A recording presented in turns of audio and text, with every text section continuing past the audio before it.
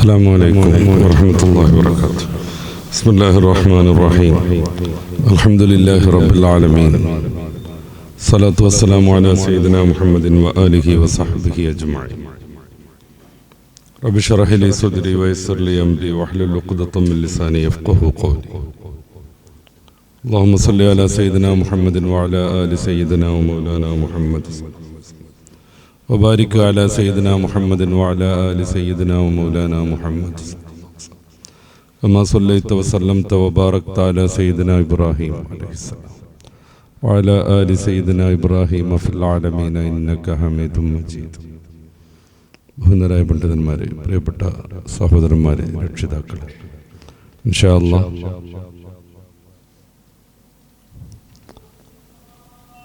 ഇസ്ലാമേതര മത ദർശന വിഭാഗങ്ങളുടെ ആഘോഷങ്ങളിലും ആരാധനകളിലും വിശ്വാസിയായ മനുഷ്യൻ സംബന്ധിക്കുന്നതിൻ്റെ മതപരമായ രീതിശാസ്ത്രത്തെയാണ് ഇന്ന് നമ്മൾ ചർച്ച ചെയ്യുന്നത്.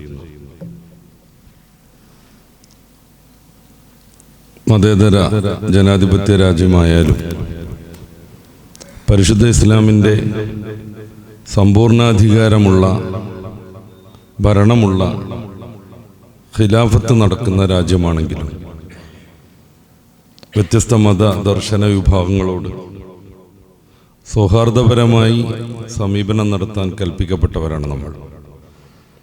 ചരിത്രത്തിൽ ഇന്നോളം അങ്ങനെയാണ് നമുക്ക് കാണാനാകുന്നത്.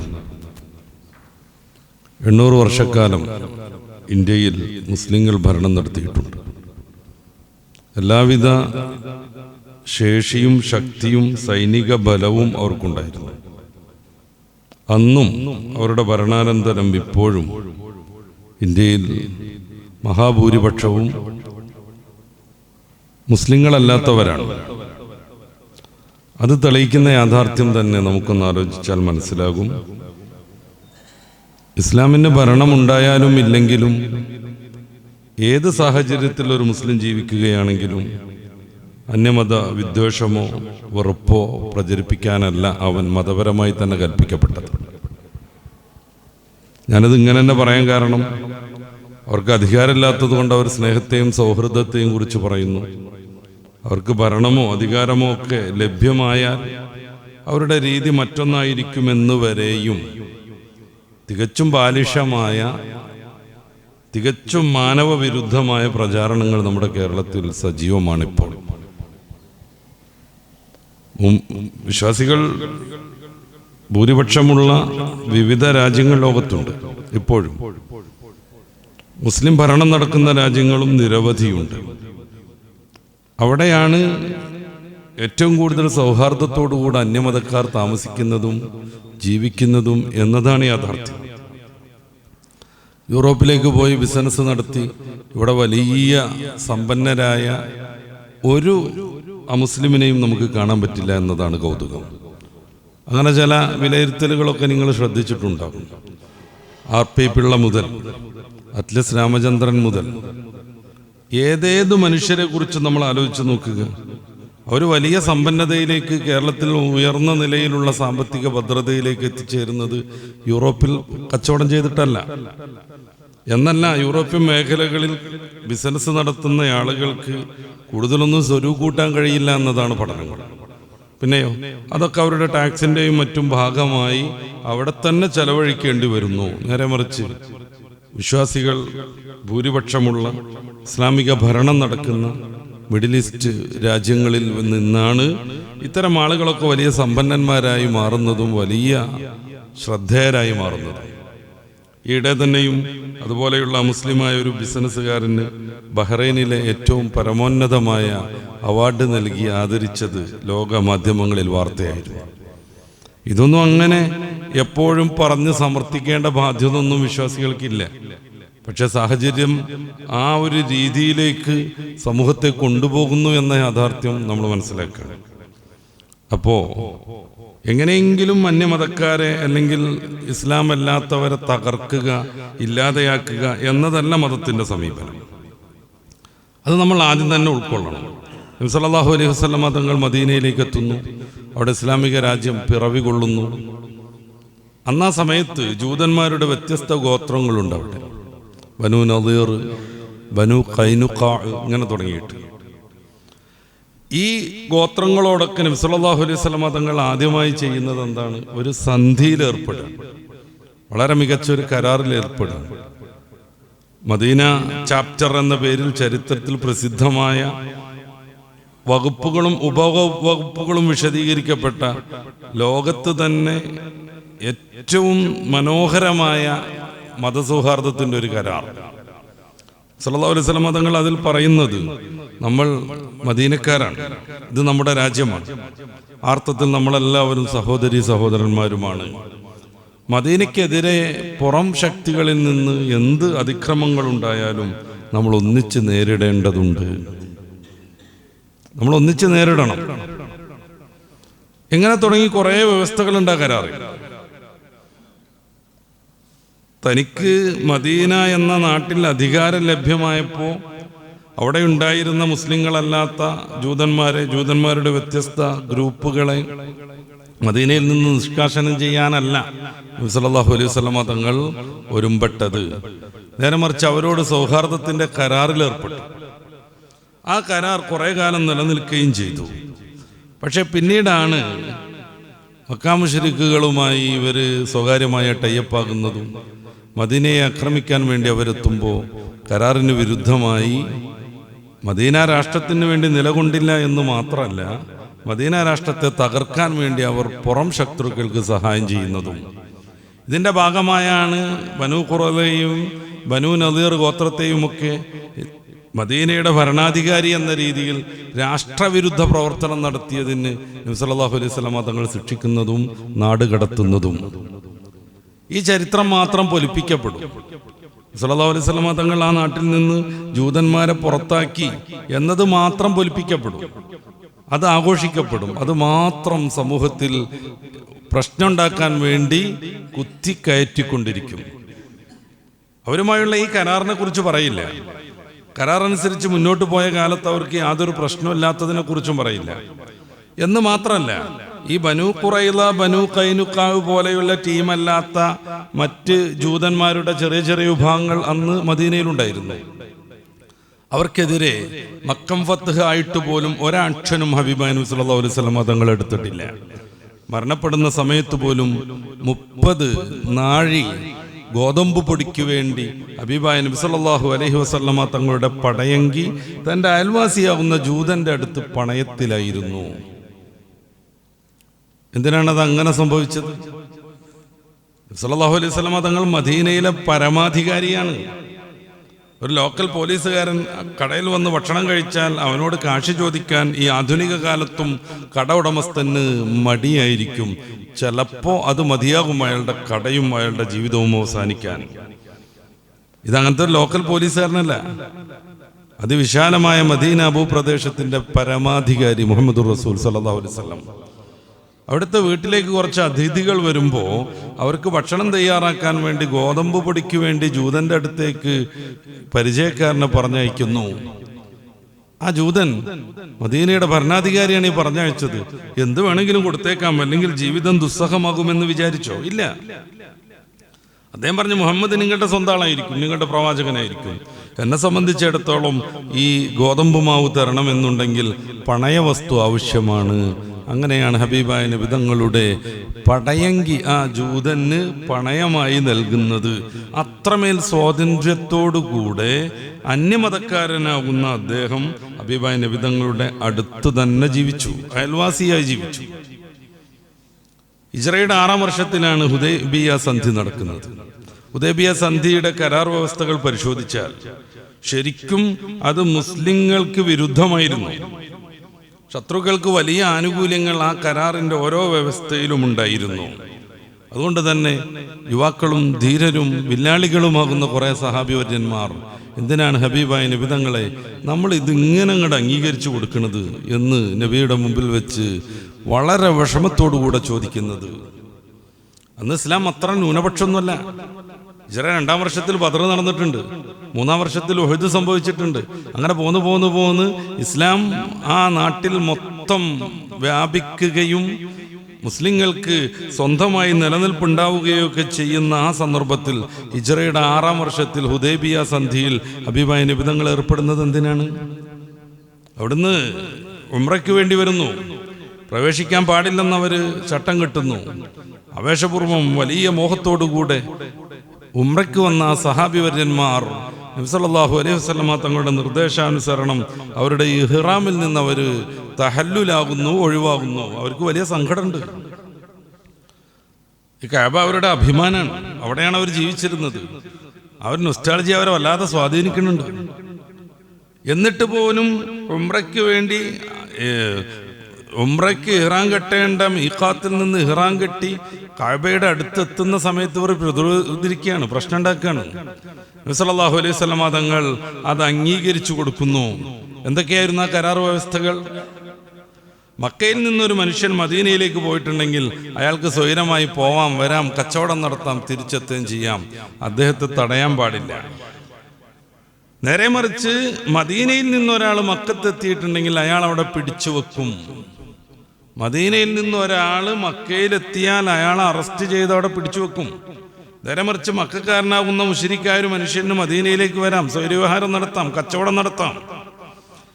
ഇതൊക്കെ കണ്ടിട്ടാണ് സഹാബി വര്യന്മാർ ഇതിന് നമ്മൾ നിന്നു കൊടുക്കണമെന്ന് ചോദിക്കണത്. ഹബീബായ നബി സല്ലല്ലാഹു അലൈഹി വസല്ലമ തങ്ങൾ അവരോട് ആശ്വാസത്തിന്റെ വചനങ്ങൾ പറഞ്ഞു. ഇനി ചരിത്രത്തിന്റെ പിന്നാമ്പുറം നമുക്ക് വായിക്കാം. ഹിജ്റ 6-ാം വർഷത്തിൽ ഹുദൈബിയ സന്ധി നടക്കുന്നു. ഹബീബായ നബി സല്ലല്ലാഹു അലൈഹി വസല്ലമ തങ്ങൾ 13 വർഷം മക്കത്ത് ദഅവത്ത് നടത്തിയിട്ടാണ് ഹിജ്റ നടത്തുന്നത്. നുബുവത്തിന്റെ 13-ാം വർഷത്തിൽ ഹബീബായ നബി തങ്ങളുടെ 53-ാമത്തെ വയസ്സിലാണ് ഹിജ്റ സംഭവിച്ചത്. എന്ന് വെച്ചാൽ 13 വർഷം നബി തങ്ങൾ മക്കത്ത് ദഅവത്ത് നടത്തി. പിന്നെ ഹിജ്റയുടെ 6-ാമത്തെ വർഷത്തിലാണ് ഹുദൈബിയ സന്ധി ഉള്ളത്. ഈ 2 ഘട്ടം കൂടി കൂട്ടി നോക്കിയാൽ 19 വർഷം. 6 വർഷം ഹിജ്റയ്ക്ക് ശേഷം, 13 വർഷം ഹിജ്റയ്ക്ക് മുമ്പ്, 19 വർഷം. ഈ 19 വർഷം ഇസ്ലാമിലേക്ക് കടന്നു വന്ന ആളുകളുടെ കണക്കും അതിനുശേഷം ഹബീബായ റസൂലുള്ളാഹി സ്വല്ലല്ലാഹു അലൈഹി വസല്ലം മക്കം ഫത്ഹിന്റെ മുന്നേ 3-3.5 വർഷമാണ് കഴിയുന്നത്. 4 വർഷം കൊണ്ട് നബി തങ്ങൾ മരണപ്പെടുകയും ചെയ്തു, വഫാത്താവുകയും ചെയ്തു. ഈ 3.5 വർഷം ഇസ്ലാമിലേക്ക് കടന്നു വന്ന ആളുകളുടെ കണക്കെടുത്ത് നോക്കിയാൽ ഈ 3.5 വർഷമാണ് ഏറ്റവും കൂടുതൽ ആളുകൾ ഇസ്ലാമിലേക്ക് കടന്നു വന്നത്. ഇത് ചരിത്രത്തിലൊരു അത്ഭുതവും കൗതുകമാണ്. ഹബീബായ നബി സല്ലല്ലാഹു അലൈഹി വസല്ലമ തങ്ങൾ 19 വർഷം ദഅവത്ത് നടത്തിയിട്ട് ഹുദൈബിയ സന്ധി ഉണ്ടാകുന്നു. അതിനുശേഷം 3.5 വർഷമാകുമ്പോഴേക്ക് മക്കം ഫത്ഹാകുന്നു. ഈ 3.5 വർഷത്തിനിടക്ക് കടന്നു വന്ന ആളുകളും 19 വർഷം കൊണ്ട് കടന്നു വന്ന ആളുകളുടെയും കണക്കെടുത്താൽ ഈ 3.5 വർഷമാണ് ഇസ്ലാമിലേക്ക് മഹാപ്രവാഹം ഉണ്ടായത്.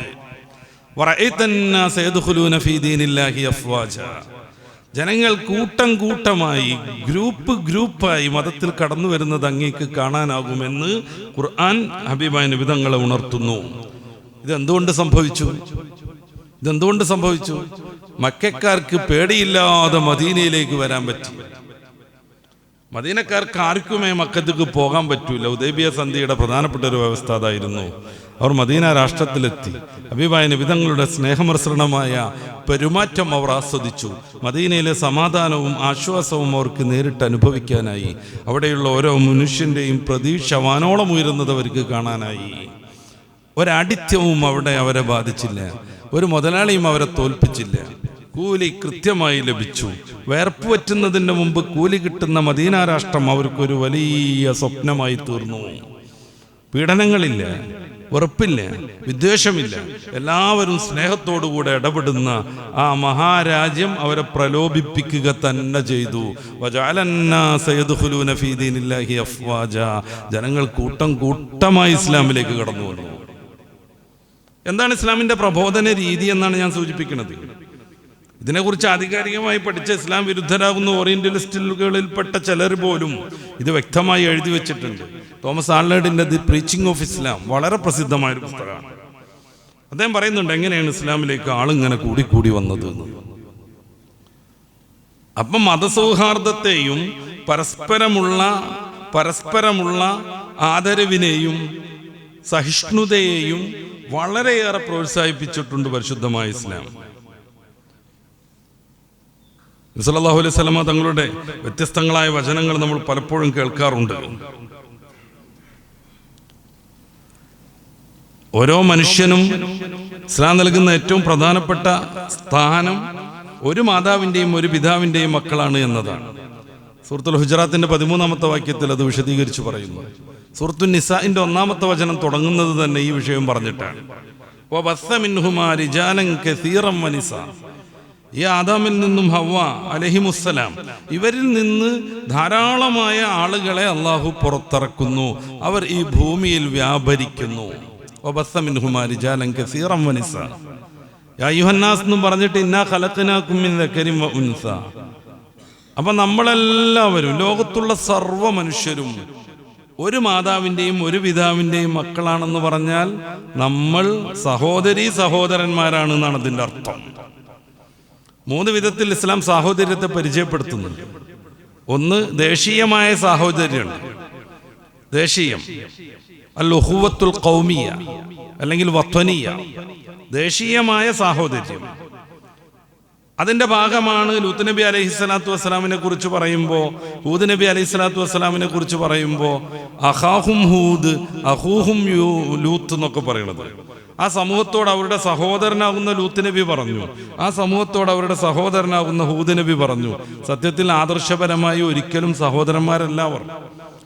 ലൂത്ത് നബി ഇസ്ലാമിനെ പ്രതിനിധീകരിക്കുന്നു, ശത്രുപക്ഷമാണെങ്കിലോ ഇസ്ലാം അല്ലാത്ത മറ്റൊരു ദർശനത്തെ പ്രതിനിധീകരിക്കുന്നു. അവർ തമ്മിൽ ആദർശപരമായൊരു സഹോദര്യമില്ല. പിന്നെ വാപ്പ ഉമ്മ എന്നുള്ള നിലക്ക് നമ്മൾ ഇന്ന് എണ്ണും വിധത്തിലുള്ള സാഹോദര്യമില്ല. പിന്നെ എന്താണത്?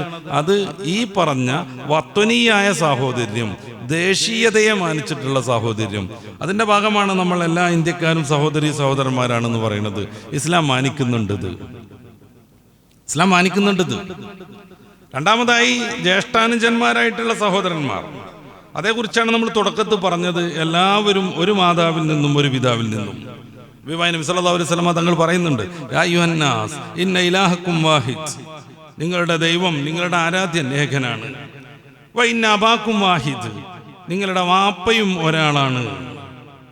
എന്നിട്ടാണ് അവിടുന്ന് പറയുന്നത്, അതുകൊണ്ട് ലാ ഫളൽ അറബി അലൽ അജമി, അറബിക്ക് അനറബിയേക്കാളോ അനറബിക്ക് അറബിയേക്കാളോ അല്ലെങ്കിൽ കറുത്തവന് വെളുത്തവനേക്കാളോ വെളുത്തവന് കറുത്തവനേക്കാളോ യാതൊരു ശ്രേഷ്ഠതയും ഇല്ല.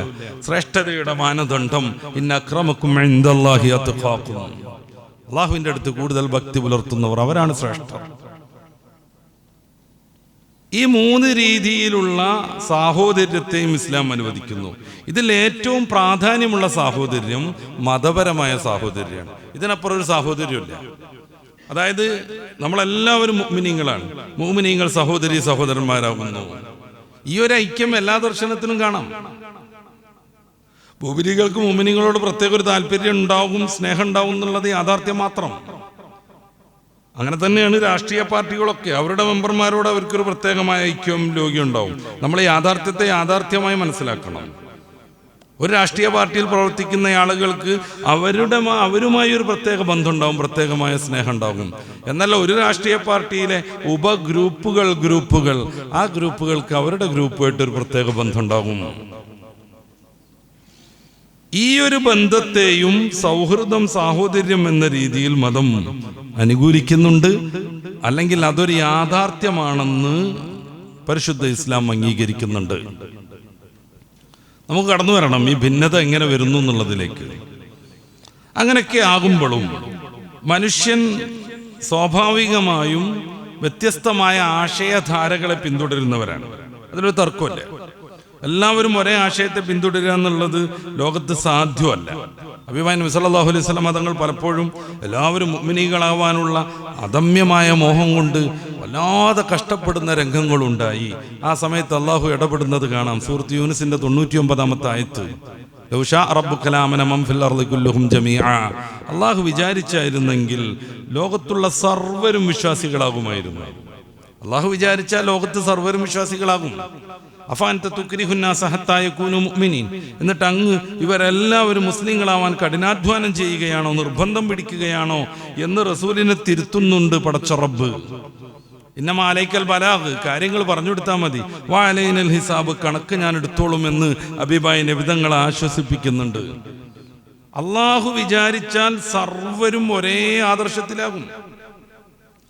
പക്ഷെ ജനങ്ങൾ വിവിധ സന്ദർഭങ്ങളിൽ ഭിന്നിച്ചു. ഖുർആൻ അതിലേക്കും സൂചന നൽകുന്നുണ്ട്, പലയിടങ്ങളിലും വ്യക്തമാക്കി പറയുന്നുണ്ട്. സൂറത്തുൽ ബഖറയുടെ 213 ആയത്ത്, കനന്നാസു ഉമ്മത്തൻ വാഹിദ, ജനങ്ങളെല്ലാവരും ഒരേ വിഭാഗമായിരുന്നു. എന്നിട്ട് അവരുടെ ഇടയിൽ സ്വാഭാവികമായ രീതിയിൽ ചില പ്രശ്നങ്ങളുണ്ടായി, ചില സംഘട്ടനങ്ങളുണ്ടായി, ആദർശപരമായ അനൈക്യങ്ങൾ സംഭവിച്ചു. അത്തരം സമയത്താണ് നന്മയിലേക്ക് അവരെ തിരിച്ചു കൊണ്ടുവരാൻ വേണ്ടി പ്രവാചകന്മാർ വരുന്നത്. ഫബഅസല്ലാഹു നബിയ്യീൻ മുബശ്ശിരീൻ വമുൻദിരീൻ. സൂറത്തുൽ കഹ്ഫിൽ നമ്മൾ ഓതുന്നുണ്ട്, പ്രവാചകന്മാരെ നമ്മൾ അയച്ചത് ഈ ഒരു താക്കീത് നൽകാനും ഈ ഒരു സുവിശേഷം പറയാനും മാത്രമാണെന്ന്. താക്കീത് നൽകുന്നു അവർ നരകത്തെക്കുറിച്ച്, ഖബർ ശിക്ഷയെക്കുറിച്ച്, പരലോകത്തുള്ള വിവിധങ്ങളായ പ്രയാസങ്ങളെക്കുറിച്ച്. അതോടൊപ്പം ഒരു സുവിശേഷം അറിയിക്കുന്നു നന്മയിലൂടെ ജീവിക്കുന്ന ആളുകൾക്ക് കിട്ടാനുള്ള സൗഭാഗ്യങ്ങളെയും പരമാനന്ദങ്ങളെയും കുറിച്ച്. ഇതിനാ പ്രവാചകന്മാർ വന്നത്. മനുഷ്യന്മാർക്കിടയിൽ ആദർശപരമായ ഭിന്നത സ്വാഭാവികം മാത്രമാണ്. സമാനമായ ഒരു ആയത്തിൽ അള്ളാഹു കുറച്ചുകൂടെ വിശദമാക്കി പറയുന്നുണ്ട്. സൂറത്ത് ഹൂദിന്റെ 118, 119 വചനങ്ങളിൽ, വലൗ ശാഅ റബ്ബുക ലജഅലന്നാസ ഉമ്മത്തൻ വാഹിദ, അള്ളാഹു ഉദ്ദേശിച്ചിരുന്നുവെങ്കിൽ ജനങ്ങളെ എല്ലാവരെയും ഏകോദര സഹോദരന്മാരാക്കി അള്ളാഹു മാറ്റുമായിരുന്നു. വലൗ ശാഅ റബ്ബുക, വലൗ ശാഅ റബ്ബുക, അങ്ങയുടെ റബ്ബ് ആഗ്രഹിച്ചിരുന്നുവെങ്കിൽ, അള്ളാഹു അങ്ങനെ ഒരു തീരുമാനം കൈക്കൊണ്ടിരുന്നുവെങ്കിൽ ജനങ്ങളെ എല്ലാവരെയും ഏകോദര സഹോദരന്മാരാക്കി ഒരേ സമൂഹമാക്കി അള്ളാഹു മാറ്റുമായിരുന്നു. അള്ളാഹു അങ്ങനെ ആഗ്രഹിച്ചിട്ടില്ല. പിന്നെന്താണ് ലോകത്തിന്റെ യാഥാർത്ഥ്യം? വലാ യസാലൂന മുഖ്തലിഫീൻ, സമൂഹം വിവിധ ആദർശങ്ങളായി ഭിന്നിച്ചു കൊണ്ടേയിരിക്കും. ഇത് ലോകത്തിന്റെ ഒരു യാഥാർത്ഥ്യമാണ്. ഇത് ഉൾക്കൊള്ളാതിരുന്നിട്ട് കാര്യമില്ല. അള്ളാഹു വിചാരിച്ചിരുന്നെങ്കിൽ എല്ലാവരും ഒരേ മതക്കാരാകും, ഒരേ ആദർശക്കാരാകും. പക്ഷെ എല്ലാവരെയും പിടിച്ച് ഒരാദർശത്തിൽ ഇങ്ങനെ നിർബന്ധിപ്പിച്ച് നിർത്തുക എന്നത് അള്ളാഹുവിന്റെ തീരുമാനമേ അല്ല. പിന്നെ വലാ യസാലൂന മുഖ്തലിഫീൻ, അവർ ഭിന്നത തുടർന്നുകൊണ്ടേയിരിക്കും. ഇല്ലാ മൻ റഹിമ റബ്ബുക്, അങ്ങയുടെ റബ്ബ് പ്രത്യേകമായി കാരുണ്യം ചെയ്യുന്ന ആളുകൾ ഒഴികെ അവർ ഐക്യത്തിലായിരിക്കും. വലിദാലിക ഖലഖഹും, ഈ ഒരു ഭിന്നതയോടുകൂടെയാണ് മാനവ സമൂഹത്തെ നാം പടച്ചിട്ടുള്ളത്. ഭിന്നിച്ചുകൊണ്ടേയിരിക്കും, ആദർശങ്ങൾ വ്യത്യസ്തങ്ങളാകും. വതമ്മത് കലിമത്തു റബ്ബിക ലംലഅന്ന ജഹന്നമ മിനൽ ജിന്നതി വന്നാസി അജ്മഈൻ, പക്ഷേ അവസാനം പരലോകത്ത് നന്മ പ്രാപിച്ച പാലിച്ച ആളുകൾക്ക് അള്ളാഹു സ്വർഗം നൽകും, അല്ലാത്ത ആളുകളെ നരകത്തിലിടുകയും ചെയ്യും. ഈ ഒരു യാഥാർത്ഥ്യം അംഗീകരിക്കാതെ എല്ലാവരും ഒന്നാണ് എന്ന ആദർശം ആത്മവഞ്ചനയാണ്. അങ്ങനെ ഒരാൾ പറയുന്നുണ്ടെങ്കിൽ അയാൾക്ക് അയാളെ തന്നെ വിശ്വാസമില്ല എന്നതാണ് യാഥാർത്ഥ്യം. ഈ ഒരു പോയിന്റിൽ നിന്ന് വേണം നമ്മൾ സൗഹാർദ്ദത്തെക്കുറിച്ച് ചർച്ച ചെയ്യാൻ. ഈ യാഥാർത്ഥ്യം അംഗീകരിക്കുമ്പോൾ തന്നെ ഭിന്നതയുണ്ടാകും, വ്യത്യസ്തരായിരിക്കും സമൂഹമെന്ന് അംഗീകരിക്കുമ്പോൾ തന്നെ ഈ ഭിന്നത മൂലം സമൂഹത്തിന് പ്രശ്നങ്ങളില്ലാതിരിക്കാൻ പരിശുദ്ധ ഇസ്ലാം നിരവധിയായ നിയമങ്ങളും നിഷ്ഠകളും നടപ്പിലാക്കി. അവിടെയാണ് പ്രാധാന്യം. എല്ലാവരും ഒന്നാന്ന് പറയലല്ല പ്രാധാന്യം, പരിഹാരവും. നേരെ മറിച്ച് അതുകൊണ്ട് സംഘട്ടനങ്ങളും സംഘർഷങ്ങളും ഇല്ലാതെ ലോകം നല്ല സുഗമമായി മുന്നോട്ട് പോകണം. അതിനുള്ള കൃത്യമായ ഉദ്ബോധനം പരിശുദ്ധ ഇസ്ലാം നൽകുന്നു. അതുകൊണ്ടാണ് നമ്മളോട് ദീനീപരമായി വൈരുദ്ധ്യം പുലർത്തുമ്പോഴും എതിർപ്പ് കാണിക്കുമ്പോഴും വേറൊരാദർശത്തെ പിന്തുടരുമ്പോഴും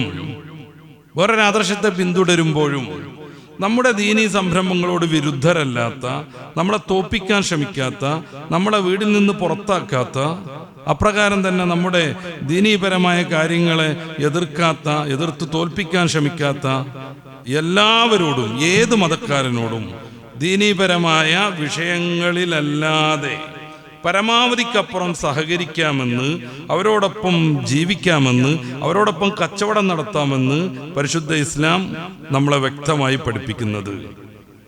നല്ലോണം ശ്രദ്ധിക്കണം. ദീനീപരമായി നമുക്ക് വിരുദ്ധരല്ലാത്ത ആളുകൾ.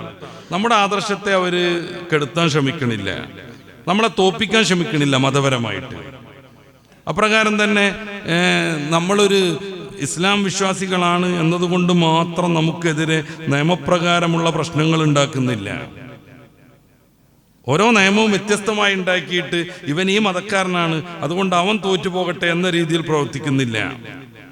ഇങ്ങനെയുള്ള ആളുകളോട് നമുക്ക് ഏറ്റവും വൃത്തിയായ രീതിയിൽ സഹകരിക്കാമെന്ന്, അവരോട് ഏറ്റവും നല്ല രീതിയിൽ ഭൗതികമായ വിഷയങ്ങളിൽ നമുക്ക് എല്ലാ അർത്ഥത്തിലുമുള്ള പ്രവർത്തനങ്ങൾ ഒന്നിച്ച് നടത്താമെന്ന് പരിശുദ്ധ ഖുർആൻ തന്നെ നമ്മളോട് വ്യക്തമാക്കി പറയുന്നു.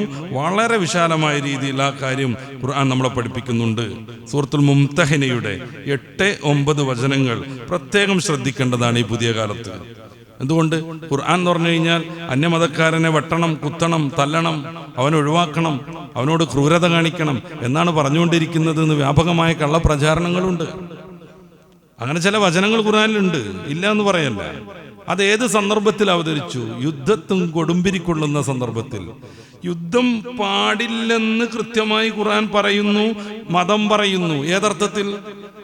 കേറി അറ്റാക്ക് ചെയ്തുകൊണ്ടുള്ള യുദ്ധം പാടില്ല.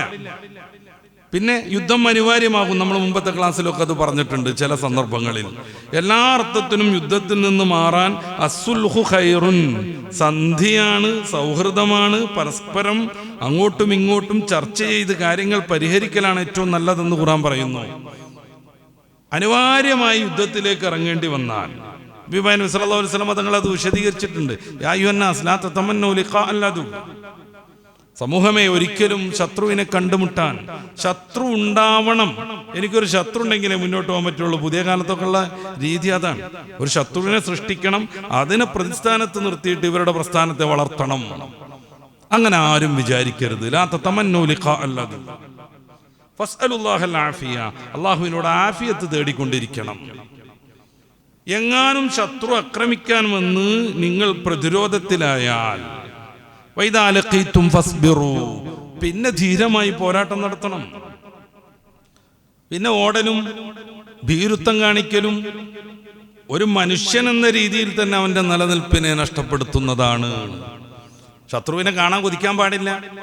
സ്ഥിരമായി ശത്രുവിനെ സൃഷ്ടിച്ച് പോരാട്ടിയിട്ട് വളരാൻ ശ്രമിക്കാൻ പാടില്ല. വളരെ മര്യാദക്കായിരിക്കണം ജീവിതം വേണ്ടത്. പക്ഷേ ഏതെങ്കിലും സന്ദർഭത്തിൽ ഒഴിയാൻ പറ്റാത്ത വിധം യുദ്ധത്തിന് നിങ്ങൾ നിർബന്ധിതരായാൽ പിന്നെ ക്ഷമ കാണിക്കണം. ഈ ക്ഷമ കാണിച്ച് യുദ്ധത്തിൽ പങ്കെടുക്കുന്ന സന്ദർഭത്തിൽ ചെയ്യേണ്ട നിയമങ്ങൾ എന്തൊക്കെയാണ്? ശത്രുവിനോട് മര്യാദ കാണിക്കണം, മുഖത്ത് വെട്ടാൻ പാടില്ല, അവരുടെ കൃഷി നശിപ്പിക്കാൻ പാടില്ല, പെണ്ണുങ്ങളെയും രോഗികളെയും വൃദ്ധരെയും ഒരു നിലക്കും പീഡിപ്പിക്കാൻ പാടില്ല, അവരുടെ മൃഗങ്ങളെ ഇല്ലാതെയാക്കാൻ പാടില്ല. ഇങ്ങോട്ട് യുദ്ധത്തിന് വരുന്ന ആളോട് മാത്രം അങ്ങോട്ട് പോരാടണം. ഇത്ര മനോഹരമായ യുദ്ധത്തെ സമാധാനപരമായി അവതരിപ്പിച്ച വേറെ ദർശനമില്ല. വെറുതെ പറയുന്നതല്ല, അങ്ങനെ തന്നെ. മുമ്പൊക്കെ ചർച്ച ചെയ്തുകൊണ്ട് ഞാൻ അങ്ങോട്ട് വിശാലായി കിടക്കില്ല. നമ്മുടെ ഈ വിഷയത്തിന്റെ ഭാഗമായിട്ട് സൂചിപ്പിക്കുന്നു എന്ന് മാത്രം. അതുകൊണ്ടാണ് മക്കം ഫത്ഹിന്റെ അന്നൊക്കെ വീട്ടിൽ കയറി ഇരുന്നോളൂ, ഒരു പ്രശ്നമില്ല എന്ന് വിളിച്ചു പറയാൻ നബിതങ്ങൾ ആളെ ഏൽപ്പിക്കുന്നത്. മസ്ജിദുൽ ഹറമിൽ കയറിയിരുന്നോളൂ, ഒരു വിഷയമില്ല. നിങ്ങളുടെ നേതാവാകുന്ന അബൂ സുഫിയാന്റെ കൊട്ടാര സമാനമായ വീട്ടിൽ കയറിയിരുന്നോളൂ, ഒരു പ്രശ്നമില്ല. പിന്നെ ആർക്കാണ് പ്രശ്നം? ഈ റസൂലിനെയും സഹാബത്തിനെയും തകർക്കാനും എതിർക്കാനും ശ്രമിക്കുന്നവർക്ക് മാത്രം. സൂറത്തുൽ മുംതഹിനയുടെ 8-ാമത്തെ ആയത്ത് നമ്മൾ വിശദമായി ചർച്ച ചെയ്യണം. പക്ഷേ എനിക്ക് സൂചിപ്പിക്കാനേ സമയമുള്ളൂ. ഇന്നമാ യൻഹാകുമുല്ലാഹു അനില്ലദീന ഖാതലൂക്കും ലാ യൻഹാകുമുല്ലാഹ്, അല്ലാഹു നിങ്ങളെ തടയുന്നില്ല. അനില്ലദീന ലം യുഖാതിലൂക്കും, നിങ്ങളോട് പ്രശ്നത്തിനും നിങ്ങളോട് യുദ്ധത്തിനും വരാത്ത ആളുകളെ തൊട്ട്, ഫിദ്ദീൻ, ദീനിന്റെ കാര്യത്തിൽ, വലം യുഖ്രിജൂക്കും മിൻ ദിയാരിക്കും, നിങ്ങളുടെ വീടുകളിൽ നിന്ന് അവർ നിങ്ങളെ ബഹിഷ്കരിക്കുന്നില്ല, പുറത്താക്കുന്നില്ല. അത്തരം ആളുകളോട് അൻതബറൂഹും, നിങ്ങൾ അവർക്ക് നന്മ ചെയ്തു കൊടുക്കുന്നതിന് റബ്ബ് തടസ്സം നിൽക്കുന്നില്ല. അവർക്ക് നന്മ ചെയ്തു കൊടുക്കണം, അവരുടെ രോഗികൾക്ക് സഹായം ചെയ്തു കൊടുക്കണം, അവരുടെ മോളെ കല്യാണം ഉണ്ടെങ്കിൽ അതിന് നമ്മളെ കൊണ്ട് ചെയ്യാൻ പറ്റുന്നത് ചെയ്തു കൊടുക്കണം. ഒരടിയന്തരമായ ഘട്ടത്തിൽ അവർക്ക് നമ്മുടെ വാഹന ആവശ്യമുണ്ടെങ്കിൽ ഉറക്കൊഴിച്ചിട്ടും അവർക്ക് വേണ്ടി നമ്മൾ നിലകൊള്ളണം. ഇതിനൊന്നും അല്ലാഹു തആല തടസ്സം നിൽക്കുന്നേയില്ല. വതുഖ്സിതു ഇലൈഹിം, അവരിലേക്ക് നീതി കാണിക്കുന്നതിനും റബ്ബ് തടസ്സമല്ല. ഇന്നല്ലാഹ യുഹിബ്ബുൽ മുഖ്സിതീൻ, നിങ്ങൾ നീതി കാണിക്കണം എന്ന് പ്രേരിപ്പിച്ചുകൊണ്ട് അല്ലാഹ് പറയാണ്. നീതി കാണിക്കുന്ന ആളുകളെ അല്ലാഹു ഇഷ്ടപ്പെടുന്നു. ഇത്തരം ആളുകൾക്ക് നീതി കാണിക്കുന്നതിന് റബ്ബ് എതിരല്ല. നീതി കാണിക്കുന്നവർ അല്ലാഹുക്ക് ഇഷ്ടമാണെന്ന് പറഞ്ഞാൽ നിങ്ങൾ അവർക്ക് നീതി കാണിച്ചുകൊണ്ടിരിക്കണം. പിന്നെ ആരെയാണ് ഇസ്ലാം എതിർക്കുന്നത്? ഇന്നമാ യൻഹാകുമുല്ലാഹു അനില്ലദീന ഖാതലൂകും ഫിദ്ദീനി, ദീനിന്റെ കാര്യത്തിൽ നിങ്ങളോട് സംഘട്ടനത്തിന് വരുന്നവരെ, നിങ്ങളെ തോപ്പിക്കാൻ ശ്രമിക്കുന്നവരെ, നിങ്ങൾക്ക് യുദ്ധം നിർബന്ധമാക്കി നിങ്ങളുടെ മേലിൽ അടിച്ചേൽപ്പിക്കുന്നവരോടാണ് ഇത്തരം കാര്യങ്ങൾ ചെയ്യുന്നതിന് റബ്ബ് തടസ്സം നിൽക്കുന്നത്. വാഖിർജൂകും മിൻ ദിയാരിക്കും, നിങ്ങളുടെ വീടുകളിൽ നിന്ന് അവർ നിങ്ങളെ ബഹിഷ്കരിച്ച് പുറത്താക്കുന്നു, നിങ്ങളുടെ നാട്ടിൽ നിന്ന് പുറത്താക്കുന്നു. വല്ലാഹറു അലാ ഇഖ്റാജിക്കും, നിങ്ങളെ വീട്ടിൽ നിന്നും നാട്ടിൽ നിന്നും ബഹിഷ്കരിക്കാൻ വേണ്ടി അവർ പ്രത്യക്ഷമായി ജോലി ചെയ്യുന്നു. അൻ തവല്ലൗഹും വമൻ യതവല്ലൗഹും ഫഉലൈക ഹുമുൽ ളാലിമൂൻ, അവരോട് സൗഹൃദം കാട്ടി, അവരോട് ലോക്യം കാട്ടി, അവരോടൊപ്പം കൂടിയാടുന്നതിനെ മാത്രമാണ് അള്ളാഹു വിരോധിക്കുന്നത്. ഈ ആയത്ത് വ്യക്തമാണ്. ഖുർആനിൽ മറ്റിടങ്ങളിൽ അമുസ്ലിങ്ങളെ ഏതൊക്കെ രീതിയിൽ അങ്ങോട്ടും ഇങ്ങോട്ടും ഈ യുദ്ധത്തിനെ കുറിച്ചൊക്കെ പറയുന്നു, അതിൻ്റെ മൊത്തം വിശദീകരണമാണിത്. എന്ന് വെച്ചാൽ ദീനീപരമായി സ്വസ്ഥത തരാതെ നിരന്തരമായി ബുദ്ധിമുട്ടിച്ചുകൊണ്ട് വീട്ടിൽ നിന്ന് ബഹിഷ്കരിച്ച് നാട്ടിൽ നിന്ന് പുറത്താക്കാൻ ശ്രമിക്കുന്ന ആളുകളോട് പ്രതിരോധിക്കേണ്ടി വരും. അതല്ലാത്ത ആളുകളോട് സൗഹൃദത്തിൽ ജീവിക്കുന്നതിന് യാതൊരു തകരാറുമില്ല. അതുകൊണ്ടാണ് തുടക്കത്തിൽ ഞാൻ പറഞ്ഞതുപോലെ ഹബീബായ നബി സല്ലല്ലാഹു അലൈഹി വസല്ലമ തങ്ങളുടെ അയൽവാസി പോലും ജൂതനായിരുന്നത്. വളരെ സ്വൈര്യമായി അവർ ജീവിച്ചിരുന്നത്. ഉമർ ഫാറൂഖ് റളിയല്ലാഹു അൻഹുവിന്റെ കാലത്ത് പോലും ജൂതന്മാരുടെ വിവിധങ്ങളായ സിനഗോഗുകൾ ഉണ്ടായിരുന്നു. രാഷ്ട്രമെന്ന നിലക്ക് അവരുടെ ആരാധനാലയങ്ങളെ സംരക്ഷിക്കൽ പോലും മുസ്ലിങ്ങളുടെ ബാധ്യതയാണ്. അതുകൊണ്ടാണ് യുദ്ധം അനുവദിച്ചുകൊണ്ട് ഇറങ്ങുന്ന ആയത്ത് സൂറത്തുൽ ഹജ്ജിന്റെ 39-40 വചനങ്ങളിൽ ചില ആളുകളെ കൊണ്ട് അള്ളാഹു പ്രതിരോധിക്കുന്നില്ലെങ്കിൽ ലഹുദ്ദിമത്ത് തകർന്നു പോകുന്നും പറഞ്ഞിട്ട് സിനഗോഗുകൾ, ചർച്ചുകൾ, മറ്റു മതക്കാരുടെ ആരാധനാ കേന്ദ്രങ്ങൾ, അള്ളാഹുവിനെ ധാരാളമായി വാഴ്ത്തുന്ന ആരാധന അർപ്പിക്കുന്ന പള്ളികൾ എന്ന് ഖുർആൻ കൂട്ടിച്ചേർക്കുന്നത്. ചില ആളുകൾ, അക്രമകാരികളാവുന്ന ചില ആളുകളെ മറ്റൊരു വിഭാഗത്തെ കൊണ്ട് അള്ളാഹു പ്രതിരോധിക്കുന്നില്ലെങ്കിൽ എന്ത് സംഭവിക്കും? നാട്ടിൽ അരാജകത്വം വരുന്നു. അപ്പൊ ഇസ്ലാമിക ഭരണം നടക്കുന്നിടത്ത് മുസ്ലിമിന്റെ ബാധ്യതയാണ്, ഭരണാധികാരിയുടെ ബാധ്യതയാണ് മറ്റുള്ള ആളുകളുടെ ആരാധനാ സ്വാതന്ത്ര്യം സംരക്ഷിക്കൽ പോലും. നമ്മളത് കൃത്യമായിട്ട് മനസ്സിലാക്കണം. സൂറത്തുൽ ഹജ്ജിന്റെ 40-ാമത്തെ വചനം, അല്ലദീന ഉഖ്രിജൂ മിൻ ദിയാരിഹിം ബിഗൈരി ഹഖ്ഇൻ ഇല്ലാ അൻ യഖൂലൂ റബ്ബുനല്ലാഹ്. അത് കഴിഞ്ഞിട്ട് വലൗലാ ദഫ്ഉല്ലാഹി നാസ ബഅദുഹും ലിബഅദ്, ഒരു വിഭാഗം ആളുകൾ പ്രശ്നങ്ങൾ ഉണ്ടാക്കുമ്പോൾ അവരെ പ്രതിരോധിക്കാനും അവരെ തടയാനും മറ്റൊരു വിഭാഗത്തെ അള്ളാഹു തയ്യാറാക്കുന്നില്ലെങ്കിൽ ലഹുദ്ദിമത്ത് തകർക്കപ്പെടും, ബിയഅ് തകർക്കപ്പെടും, സവാമിഅ് തകർക്കപ്പെടും, മസ്ജിദുകൾ തകർക്കപ്പെടും, സിനഗോഗുകൾ തകർക്കപ്പെടും. അവർ ഭരണാധികാരി എന്നുള്ള രീതിയിൽ രാഷ്ട്രത്തെ നിയമം പാലിച്ച് അംഗീകരിച്ച് ജീവിക്കുന്നവർക്ക് എല്ലാ അർത്ഥത്തിലുമുള്ള സുരക്ഷ നൽകാൻ ഇസ്ലാം ഭരണാധികാരികളോട് കൽപ്പിക്കുന്നു. ഇത്രമേൽ സൗഹൃദപരമാണ് മതത്തിന്റെ സമീപനം. ഇത് വ്യക്തം. ഇനിയും ഇത് സംബന്ധമായ കുറേ കാര്യങ്ങൾ നമുക്കറിയാം, നമ്മൾ കേട്ടതാണ്. ഞാൻ അങ്ങോട്ട് വിശദമായി കിടക്കാൻ ആഗ്രഹിക്കുന്നില്ല. ആരോടൊക്കെ ഏതൊക്കെ രീതിയിൽ നമുക്ക് സൗഹൃദമാവാം? ഇസ്ലാമിന്റെ ഓരോ കാര്യവും നമ്മൾ പരിശോധിച്ചുകൊണ്ടിരിക്കുക. നേരത്തെ പറഞ്ഞതുപോലെ നമ്മൾ ഒരേ മാതാവിൻ്റെയും പിതാവിൻ്റെയും മക്കളാണ് എന്ന രീതിയിലുള്ള സൗഹൃദം ഇസ്ലാം മുന്നോട്ട് വെക്കുന്നുണ്ട്. മനുഷ്യനോട്, നമ്മളോട് എതിർപ്പ് കാണിക്കാത്ത, നമ്മുടെ ദീനീപരമായി തകർക്കാൻ ശ്രമിക്കാത്ത ആളുകളോട് എല്ലാ അർത്ഥത്തിലും സഹകരണമാവാമെന്ന് പറയുന്നുണ്ട്. പിന്നെ ഒരു മനുഷ്യനെ വധിക്കുന്നത് മനുഷ്യരെ മൊത്തം വധിക്കുന്നതിന് തുല്യമാണെന്ന് പരിശുദ്ധ ഖുർആൻ നമ്മളെ പഠിപ്പിക്കുന്നുണ്ട്. ഞാൻ ആയത്ത് ഓതിയിട്ട് സമയമെടുക്കുന്നില്ല, നമ്മൾ സമയത്തിലേക്ക് ഇങ്ങനെ പോയിക്കൊണ്ടിരിക്കുകയാണ്. പരിശുദ്ധ ഖുർആൻ സൂറത്ത് മാഇദയുടെ 32-ാമത്തെ വചനത്തിൽ ഒരു മനുഷ്യനെ ആരെങ്കിലും കൊന്നിട്ടുണ്ടെങ്കിൽ എല്ലാ മനുഷ്യരെയും കൊല്ലുന്നതിന് സമമാണെന്ന് പറയുന്നു. ഇവിടെ മുസ്ലിമായൊരു മനുഷ്യൻ എന്ന് പ്രത്യേകമായി പറയുന്നില്ല. പിന്നെ മുസ്ലിമോ അമുസ്ലിമോ വ്യത്യാസമില്ലാതെ എല്ലാവർക്കും കാരുണ്യം ചെയ്യണമെന്ന് മതം കൽപ്പിക്കുന്നു. ഇർഹമു മൻ ഫിൽ അർള് യർഹമുക്കും മൻ ഫിസ് സമാ. ദുനിയാവിലുള്ള എല്ലാ സമഷ്ടികൾക്കും നിങ്ങൾ എന്ത് ചെയ്യണം? കാരുണ്യം ചെയ്യണം. എങ്കിൽ ഈ ആകാശത്തെ നിയന്ത്രിച്ചു കൊണ്ടിരിക്കുന്ന, സൃഷ്ടിച്ചു പരിപാലിക്കുന്ന മഹാശക്തനാകുന്ന തമ്പുരാൻ നിങ്ങൾക്കും കാരുണ്യം ചെയ്യും. ഈ കാരുണ്യത്തെക്കുറിച്ച് പറയുന്നിടത്ത് മുസ്ലിമായ അയൽവാസി എന്ന് പ്രത്യേകം പറയണില്ല, അല്ലെങ്കിൽ മുസ്ലിമായ മനുഷ്യനോടൊന്നും പ്രത്യേകം പറയുന്നില്ല. കാരുണ്യം ആരും അർഹിക്കുന്നതാ, അതെല്ലാവർക്കും ചെയ്തു കൊടുക്കണം നമ്മളെ കൊണ്ടാകും വിധം. അയൽവാസിയെ കുറിച്ച് പറയുന്ന സമയത്ത് മഹാനായ റസൂലുള്ളാഹി സ്വല്ലല്ലാഹു അലൈഹി വസല്ലം തങ്ങൾ പറയുന്ന ഒരു ഹദീസ് നമുക്കൊക്കെ അറിയാം. അയൽവാസി പട്ടിണി നടക്കുമ്പോൾ വയറ് നിൽക്കുന്നവൻ മുസ്ലിം അല്ല എന്ന്. കഴിഞ്ഞ ക്ലാസ്സിലും അതിന്റെ മേലത്തെ ക്ലാസ്സിലൊക്കെ നമ്മൾ മൈത്രേയനെ കുറിച്ച് പറഞ്ഞിട്ടുണ്ട്. അദ്ദേഹം വന്ന് ഉദാഹരണമായിട്ട് പറഞ്ഞ് നിന്നെ പോലെ നിന്റെ അയൽവാസിയെയും സ്നേഹിക്കുക, അതിന് തുല്യമായൊരു വചനം ഖുർആനിലുണ്ടോന്നായിരുന്നു. അയൽവാസി നിന്നെപ്പോലെ അയൽവാസിനെ സ്നേഹിച്ചില്ലെങ്കിൽ എന്ത് എന്ന് അവിടെ പറയുന്നില്ലല്ലോ. നമ്മൾ ആലോചിച്ച് നോക്കൂ, നിന്നെപ്പോലെ നിന്റെ അയൽവാസിനെ സ്നേഹിച്ചില്ലെങ്കിൽ എന്ത് എന്ന് അവിടെ പറയുന്നില്ല. മൈത്രേയനത് മനസ്സിലാക്കിയോന്നറിയില്ല. നേരെ മറിച്ച് ഹബീബായ നബി സല്ലല്ലാഹു അലൈഹി വസല്ലം തങ്ങൾ കൃത്യമായി പറയുന്നു, അയൽവാസി പട്ടിണി കിടക്കുമ്പോ ആ വയറ് നിറച്ചുണ്ണുന്നവൻ നമ്മിൽപ്പെട്ടയാളല്ല. അവിടെ അയൽവാസിയെ പരിഗണിക്കണില്ലെങ്കിലുള്ള പ്രശ്നവും കൂടി വിശദീകരിക്കുന്നു ഹബീബായ നബി സല്ലല്ലാഹു അലൈഹി വസല്ലം തങ്ങൾ. ഇദ്ദേഹം ഉദ്ധരിക്കുന്ന വചനത്തേക്കാൾ ഇരട്ടിക്ക് മാധുര്യമുള്ളതാണ് ഈ വചനം. സല്ലല്ലാഹു അലൈഹി വസല്ലം തങ്ങൾ അങ്ങനെ പറയുന്നിടത്ത് അയൽവാസി ആര് എന്ന് പ്രത്യേകമായി ഐഡന്റിഫൈ ചെയ്യുന്നില്ല. മുസ്ലിമായ അയൽവാസി എന്ന് പറയാൻ പറ്റില്ല. അയൽവാസിയാണോ അവനെ നമ്മൾ മാനിച്ചിരിക്കണം. പിന്നെ ഇസ്ലാമിക രാജ്യത്ത് സായുധമായ പോരാട്ടം അനുവദിക്കുന്നത് രാജ്യത്തിന്റെ സംരക്ഷണത്തിനാണെന്ന് നമ്മൾ പറഞ്ഞു. അതിനുവേണ്ടി, സംരക്ഷണത്തിന് വേണ്ടി നമ്മൾ ആയുധമെടുക്കുമ്പോൾ അവിടെ ഈ നാട്ടിൽ നമ്മളോട് ബന്ധപ്പെട്ട് ജീവിക്കുന്ന, ഈ രാജ്യത്തിൻ്റെ ഭരണം, ഈ രാജ്യത്തിൻ്റെ നിയമങ്ങൾ അംഗീകരിച്ച് ജീവിക്കുന്ന എല്ലാവർക്കും സുരക്ഷ നൽകാൻ നമ്മൾ നിർബന്ധിതരാകുന്നു. അമുസ്ലിങ്ങളോട് സൗഹൃദം പുലർത്താൻ ഇസ്ലാം നമ്മളോട് പറയുന്നു. മറ്റു മതസ്ഥരോടുമുള്ള സാഹോദര്യത്തിന്, അവരുടെ വിശ്വാസമോ മറ്റോ നമുക്ക് എതിരാവരുതെന്ന് കൃത്യമായി ഇസ്ലാം നമ്മളെ പഠിപ്പിക്കുന്നു.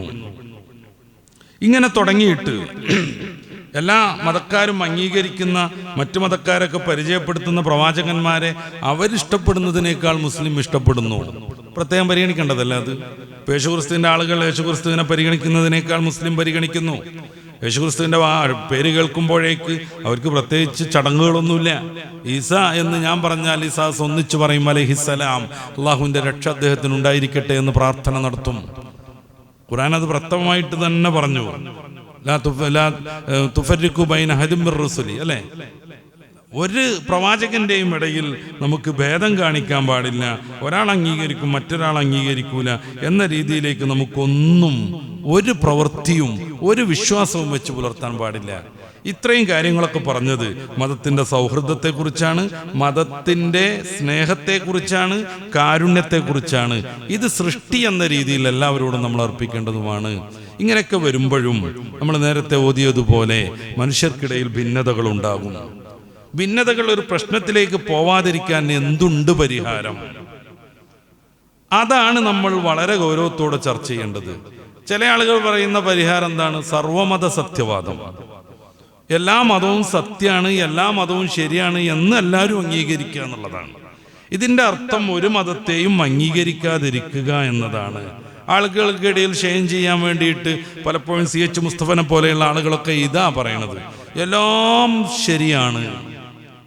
എൻ്റെ പ്രിയപ്പെട്ട ശ്രോതാക്കൾ മനസ്സിലാക്കുക, എല്ലാം ശരിയാണെന്ന് വിരുദ്ധമായ രണ്ട് ആദർശങ്ങളെ കുറിച്ച് എങ്ങനെ പറയാം? അതൊരു കാപ്പട്യല്ലേ, ആത്മവഞ്ചനയല്ലേ?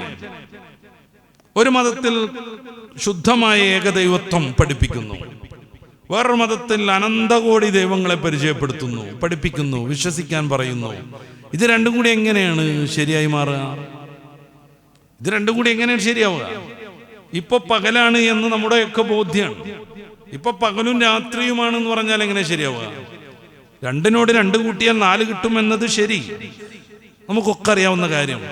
പക്ഷെ രണ്ടിനോട് 2 കൂട്ടിയാൽ 4 കിട്ടും എന്നുള്ളതും ശരിയാണ്, 6 കിട്ടും എന്നുള്ളതും ശരിയാണ്, 8 കിട്ടും എന്ന് പറയുന്നതും ശരിയാണെന്ന് പറഞ്ഞാൽ ഈ പറയുന്ന ആൾക്ക് എന്തോ കുറവുണ്ട് എന്നല്ല നമ്മൾ മനസ്സിലാക്കേണ്ടത്.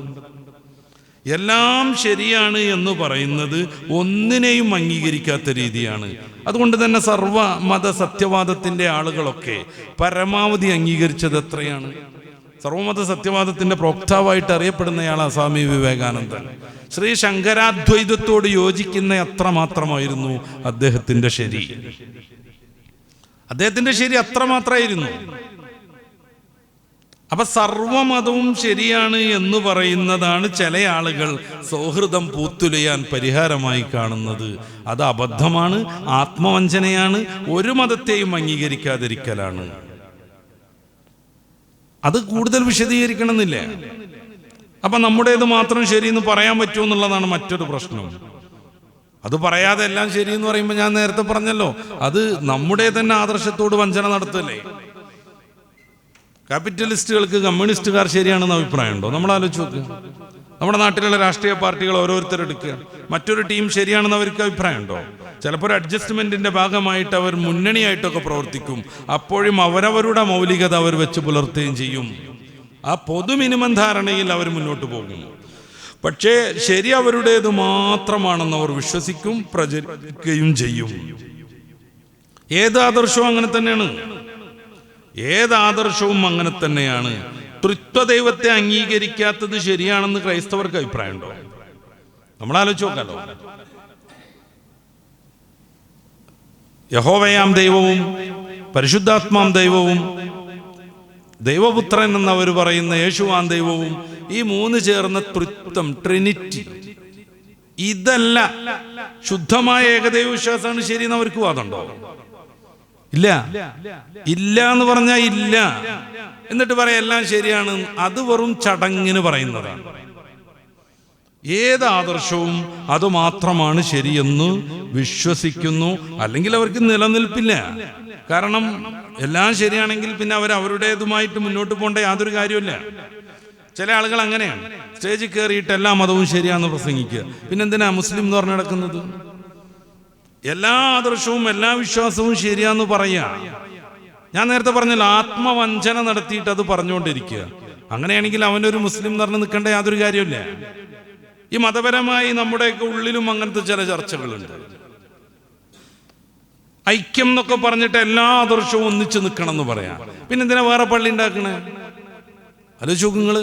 വേറെ പള്ളി ഉണ്ടവർക്ക്, വേറെ ജുമ ഉണ്ടവർക്ക്, വേറെ നിക്കാം രജിസ്റ്റർ ഉണ്ടവർക്ക്, പറ്റുമെങ്കിൽ സൗകര്യമൊക്കെ കിട്ടണമെങ്കിൽ വേറെ ഖബർസ്ഥാൻ ഉണ്ടവർക്ക്.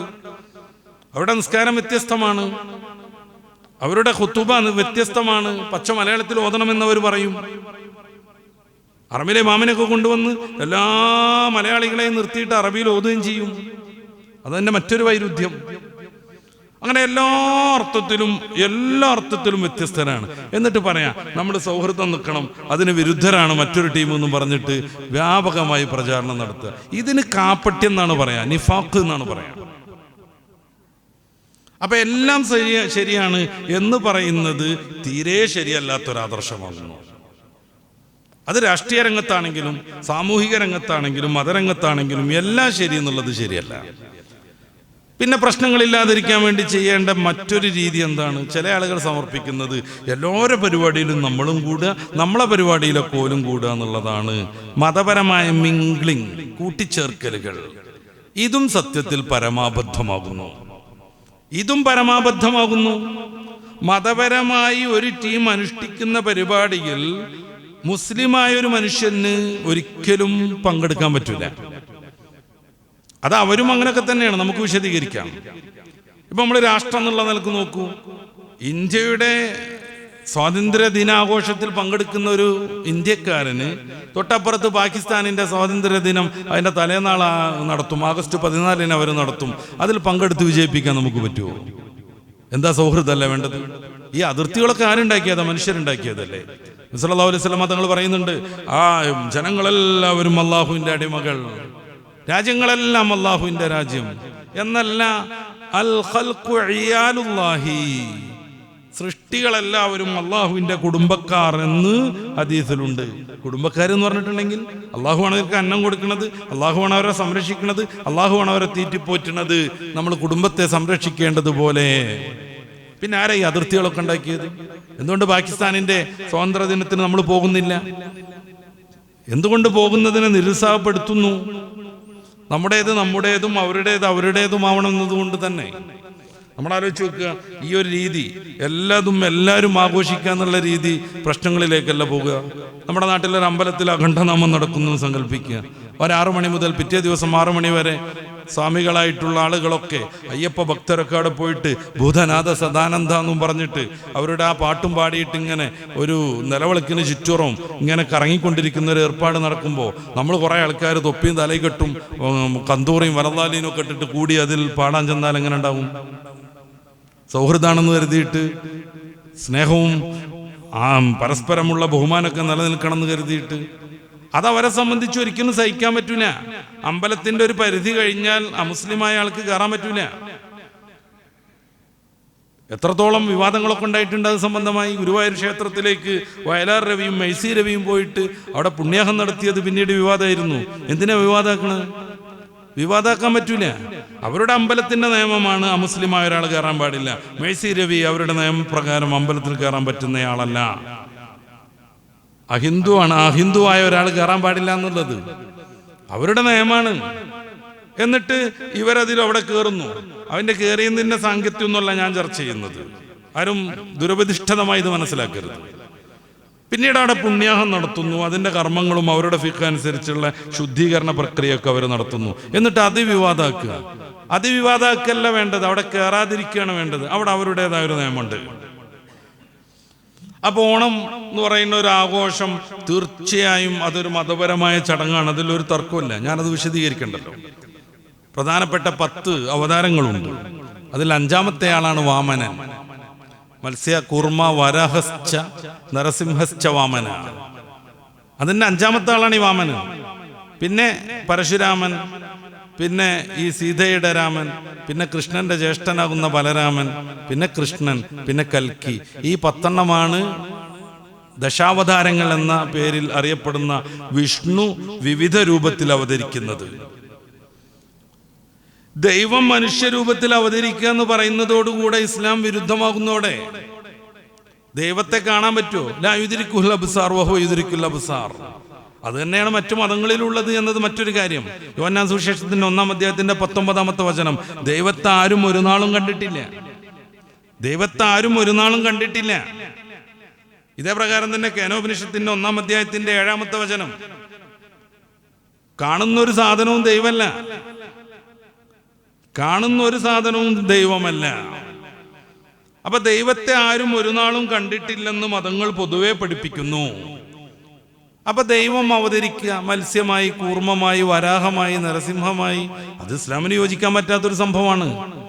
ഈ ദശാവതാരങ്ങളിൽ 5-ാമത്തെ ആളാകുന്ന വാമനൻ അവതരിച്ച് അസുര രാജാവാകുന്ന മഹാബലിയെ ചവിട്ടിത്താഴ്ത്തിയ ഐതിഹ്യവും, ഈ വാമനൻ മഹാബലിക്ക് നൽകിയ ഒരു എന്താണ് പറയുക, ഒരു ഔദാര്യം, അതാണ് തിരുവോണത്തിന്റെ അന്ന് പ്രജകളെ കാണാൻ വേണ്ടി ഇവിടെ വരാൻ പറ്റുമെന്ന്, വരാനുള്ളൊരു അധികാരം കൊടുത്തു എന്നാണ്.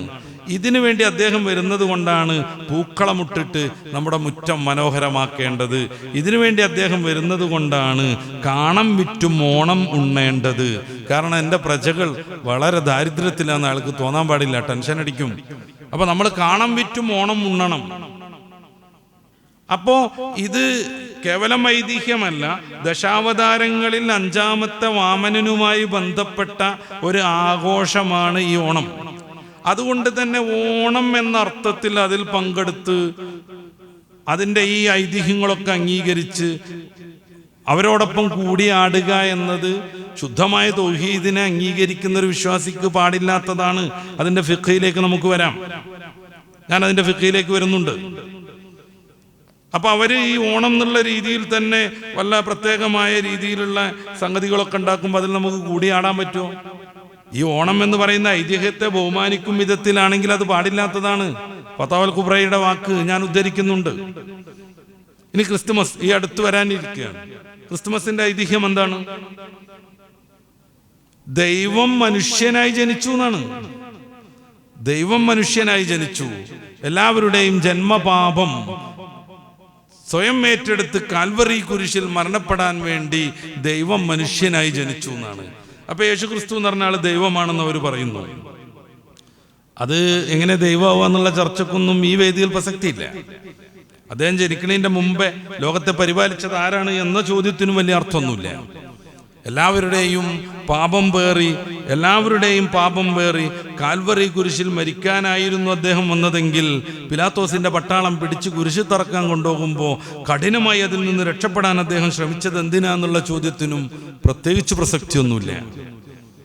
എന്തിനാണ് കുരിശിൽ കയറിയിട്ട് പോലും എലോഹി എലോഹി ലമ്മാ ശബക്താനി, ദൈവമേ ദൈവമേ നീ എന്നെ കൈവിട്ടത് എന്തിന് എന്ന് ചോദിച്ചത്? അതും നമ്മൾ അന്വേഷിക്കണേന് ഈ വേദിയിൽ പ്രസക്തിയില്ല. അവര് വിശ്വസിക്കുന്നത് നമുക്ക് തൽക്കാലം പരിഗണിക്കാം. ദൈവം മനുഷ്യനായി ജനിക്കുന്നു. എന്തിന്? എല്ലാവരുടെയും പാപം പേറി കുരിശിൽ മരിക്കാൻ വേണ്ടി ദൈവം ജനിക്കുക, അത് ഇസ്ലാമിന് യോജിക്കാൻ പറ്റൂല. ലം യലിദ് വലം യൂലദ് വലം യകുൽ ലഹു കുഫുവൻ അഹദ്. അവൻ ജനിച്ചിട്ടില്ല, ജനിപ്പിക്കണല്ല, അവന് തുല്യമായി ആരുമില്ല. ലൈസ കമിസ്ലിഹി ഷൈഉൻ. സൂറത്ത് ശൂറയുടെ 11-ാമത്തെ വചനം. ദൈവത്തിന്, ഇലാഹിന്, അള്ളാഹുവിന് തുല്യമായി ഒരാളുമേ ഇല്ല, ഒരു വസ്തുമേ ഇല്ല. അപ്പൊ ഇത് പുൽക്കൂട്ടിൽ ജനിച്ചു എന്നാണ്. അന്നത്തെ ചരിത്രമൊക്കെ വിശദീകരിക്കാൻ സമയം കുറെ വേണ്ടി വരും. പുൽക്കൂട്ടിൽ ജനിച്ചു. എല്ലാവരും ഒരു കനേഷുകുമാരിക്ക് പ്രഖ്യാപിച്ചു. അന്നത്തെ രാജാവ് എല്ലാ ആളുകളും ഇവിടെ എത്തിച്ചേരണം എന്ന് പറഞ്ഞു. ഈ ജോസഫും മറിയും എത്തിച്ചേർന്നപ്പോഴേക്ക് നന്നായിട്ട് രാത്രിയായിരുന്നു, കനേഷുമാരിയൊക്കെ കഴിഞ്ഞിരുന്നു. അപ്പൊ അവര് പശുക്കളും ഒക്കെ താമസിക്കുന്ന ഒരു സ്ഥലത്ത് പോയിട്ട് പുൽക്കൂട്ടിൽ നേരം വെളുക്കോളം താമസിക്കാൻ തീരുമാനിച്ചു. അതിനിടക്ക് പുൽക്കൂട്ടിൽ ഉണ്ണിയേശു പിറന്നു എന്നാണ് വിശ്വാസം. അത് ഡിസംബർ 25-നാണോ അല്ലേ? അതൊക്കെ വേറൊരു ചർച്ചയാണ്. പല ചർച്ചുകളും പല സഭകളും ഡിസംബർ 25-നല്ല എന്ന് പറയുന്നുണ്ട്. അതുകൊണ്ട് തന്നെ യൂറോപ്പിലൊക്കെ പല സഭകളും ഡിസംബർ 25-നല്ല, ഏപ്രിൽ മാസത്തിലാണ് ക്രിസ്തുമസ് ആഘോഷിക്കല്. അതൊക്കെ മറ്റൊരു ചർച്ച, അവരുടെ ഇടയിലുള്ള അഭ്യന്തരമായ അഭിപ്രായ വ്യത്യാസങ്ങൾ. ദൈവം മനുഷ്യന്റെ പാപം ഏറ്റെടുക്കാൻ വേണ്ടി ബത്ലഹേമിൽ ജനിച്ചു എന്ന വിശ്വാസം, അത് ഇസ്ലാമിന് അംഗീകരിക്കാൻ പറ്റൂല. ദൈവം ജനിക്കൂല.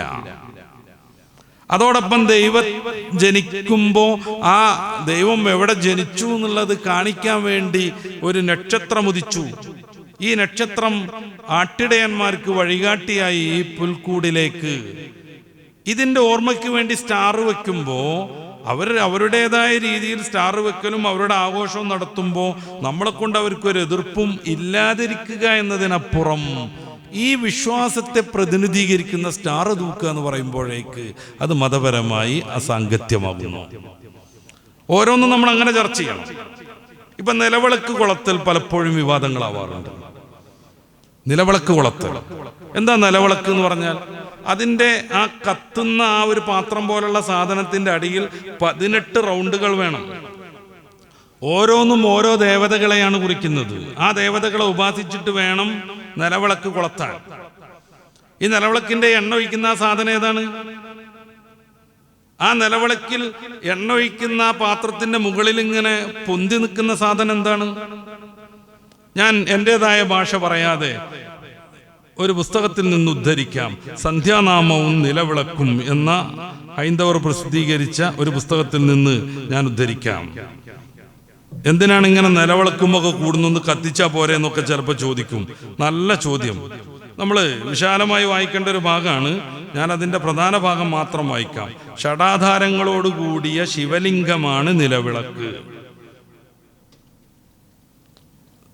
ശിവലിംഗമാണ് നിലവിളക്ക്. അതിൽ എണ്ണ ഒഴിക്കുന്ന എണ്ണത്തട്ട് യോനിയും, എണ്ണ ഒഴിക്കുന്ന എണ്ണത്തട്ട് യോനിയും, അതിന് നടുക്കുനിന്ന് മുകളിലേട്ട് ഉയർന്നു നിൽക്കുന്ന നാരായം ശിവലിംഗവും, വിളക്കിലൊഴിക്കുന്ന എണ്ണധാരയും, നിറഞ്ഞു കത്തുന്ന ദീപം ശിവചൈതന്യവുമെന്നാണ് പറയുന്നത്.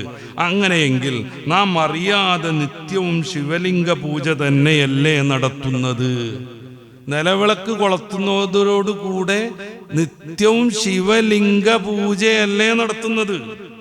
എന്തൊരു മഹാഭാഗ്യം! അവരുടെ വിശ്വാസമാണ്. ശിവലിംഗ പൂജ നടത്തുന്നതിനെ കുറിച്ച് എന്തൊരു മഹാഭാഗ്യം എന്ന് പറയുന്നു. നാം അറിയാതെ നമ്മെക്കൊണ്ട് എത്ര ഉത്കൃഷ്ടമായ കാര്യമാണ് ധിഷണാശാലികളായ നമ്മുടെ പൂർവ്വസൂരികൾ ആചരിപ്പിച്ചു വന്നത്. നിലവിളക്കിട് കൊളത്തൽ വഴി നമ്മളെ കൊണ്ട് എന്തൊരു വലിയ ആരാധനയാണ് നമ്മുടെ പൂർവികൾ ചെയ്യിപ്പിച്ചു വന്നത് എന്ന്. മുസ്ലിമായൊരു മനുഷ്യൻ നിലവിളക്ക് കൊളത്തുമ്പോ ഉണ്ടോ, അവനറിയാതെ ശിവലിംഗത്തെ ആരാധിക്കുന്നു. ആ എണ്ണ ഒഴിച്ചിരിക്കുന്ന ആ പാത്രം യോനിയാണ്, അതിനെയും ബഹുമാനിക്കുന്നു. നമ്മളറിയാതെ എത്ര ഉത്കൃഷ്ടമായ ഒരു പരിപാടിയാണ് നമ്മുടെ പൂർവികർ. ശിവലിംഗ പൂജ തന്നെ നമ്മളെ കൊണ്ട് ചെയ്യിപ്പിക്കുന്നു. എത്ര മഹാഭാഗ്യം എന്നാണ് അതുമായി ബന്ധപ്പെട്ട് അവരുടെ ആധികാരികമായ ഗ്രന്ഥങ്ങളിൽ നമുക്ക് കാണുന്നത്. ഇനി പറയൂ, എന്തിനായി നിലവിളക്ക് കൊളുത്തുമ്പോ മാറി നിൽക്കുന്നത് ഒരു വിശ്വാസിയായ മനുഷ്യന്?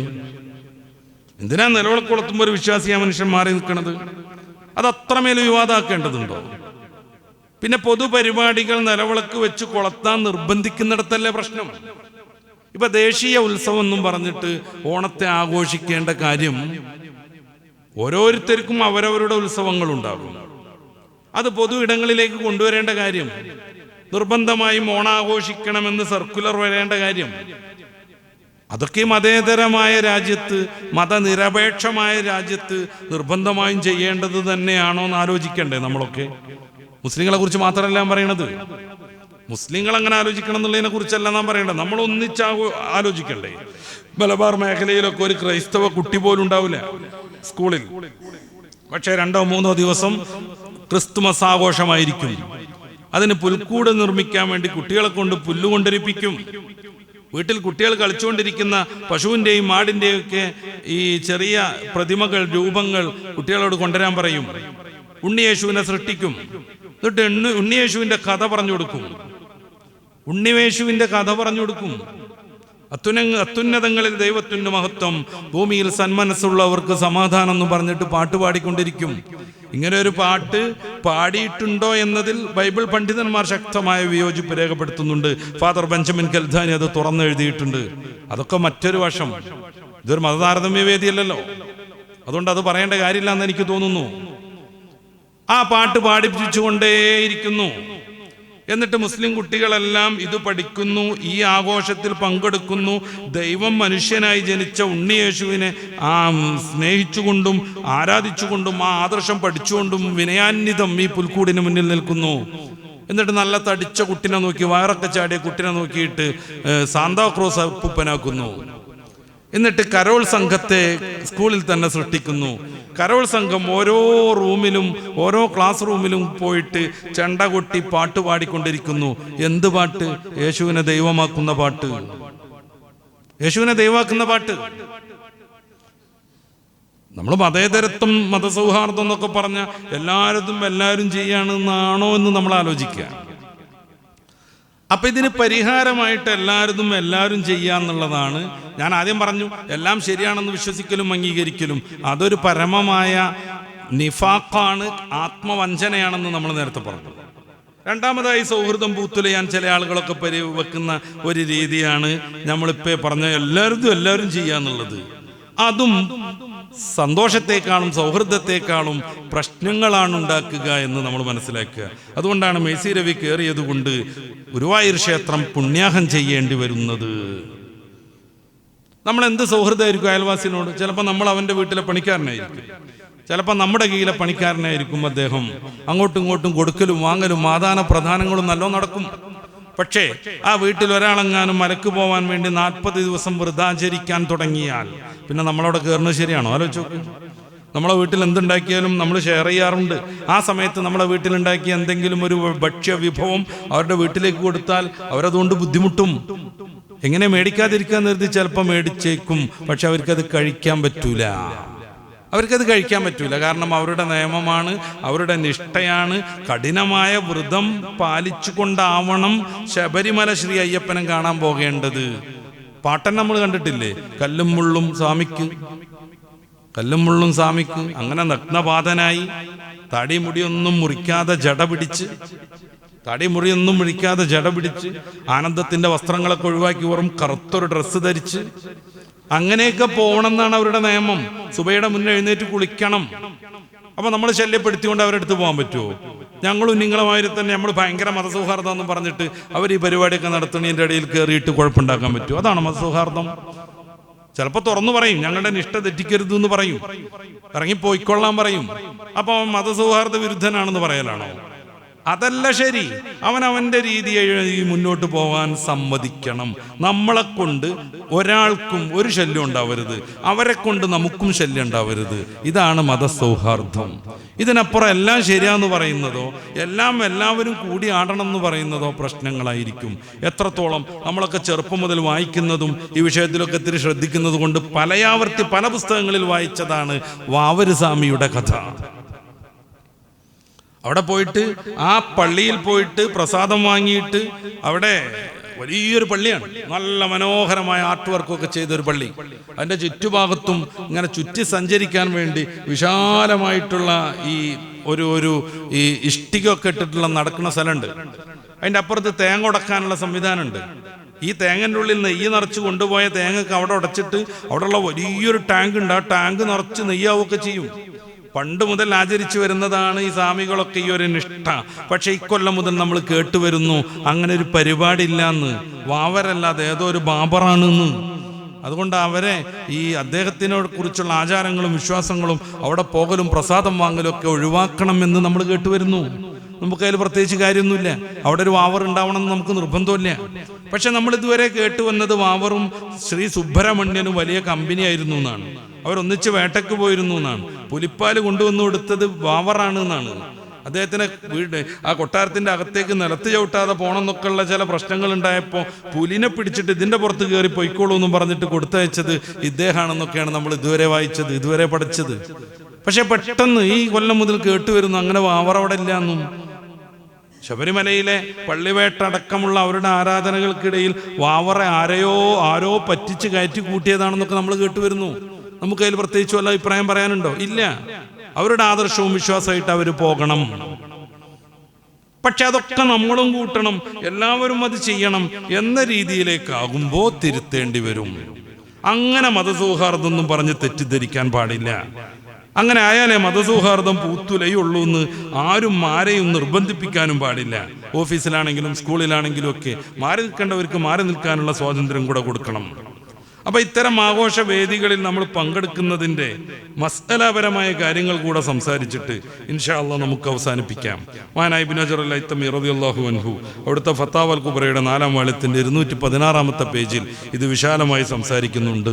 അങ്ങനെ ഓരോന്ന് കുറേ കാര്യങ്ങൾ അനലൈസ് ചെയ്തിട്ട് അവസാനം അദ്ദേഹം എത്തുന്നൊരു തീരുമാനം ഫൽഹാസിലു ആകയാൽ അന്നഹു ഇൻ ഫഅല ദാലിക ബിഖസദി തശ്ബീഹി ബിഹിം, ക്രിസ്തുമസ് ആഘോഷിക്കുന്ന ക്രിസ്ത്യാനിയോട് അവരുടെ ആദർശത്തിലും മമത കാണിച്ച് അവരുടെ ആദർശത്തിൽ യോജിച്ച് ഉണ്ണിയേശുവിൻ്റെ ജന്മദിനം ആഘോഷിച്ചിരിക്കണം എന്ന രീതിയിൽ ആരെങ്കിലും ക്രിസ്തുമസ് ആഘോഷത്തിൽ കൂടിയാൽ, അതിനെ ബഹുമാനിക്കും വിധത്തിലുള്ള ഏത് പരിപാടി കൂടിയാലും, വടംവലി കൂടിയാലും, ഉറിയൊടക്കലിൽ കൂടിയാലും, സ്പൂൺ നാരങ്ങ മത്സരത്തിൽ കൂടിയാലും, ഓണമായിട്ട് ബന്ധപ്പെട്ട് അങ്ങനത്തെ കുറേ ആഘോഷങ്ങളുണ്ടാവും. ക്രിസ്തുമസുമായിട്ട് ബന്ധപ്പെട്ട് അവരുടേതായ കേന്ദ്രങ്ങളിൽ അങ്ങനത്തെ കുറേ സംഗതികളുണ്ടാവും.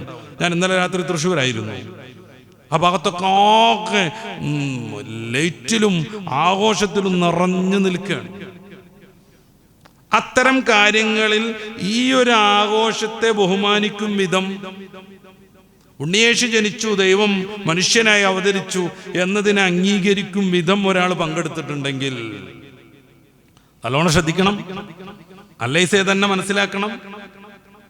ഓണം എന്ന് പറഞ്ഞിട്ടുണ്ടെങ്കിൽ മഹാബലിക്ക് വരാനുള്ള ദിവസമാണെന്നും വാമനനാകുന്ന 5-ാമത്തെ അവതാരം ചവിട്ടിത്താഴ്ത്തിയതാണെന്നും അദ്ദേഹം പ്രജകളെ കാണാൻ വരുന്നുവെന്നും അടിസ്ഥാനപരമായി ഓണത്തിന്റെ ആദർശങ്ങൾ മുഴുവനും അംഗീകരിച്ചുകൊണ്ട് ഒരാൾ അതിൽ പങ്കെടുത്തിട്ടുണ്ടെങ്കിൽ ഫീ ഷിആരിൽ കുഫ്രി, ഈ കുഫറിന്റെ അവിശ്വാസികളുടെ അടയാളങ്ങളാകുന്ന പ്രത്യേക സംഗതികളൊക്കെ ധരിച്ചിട്ട്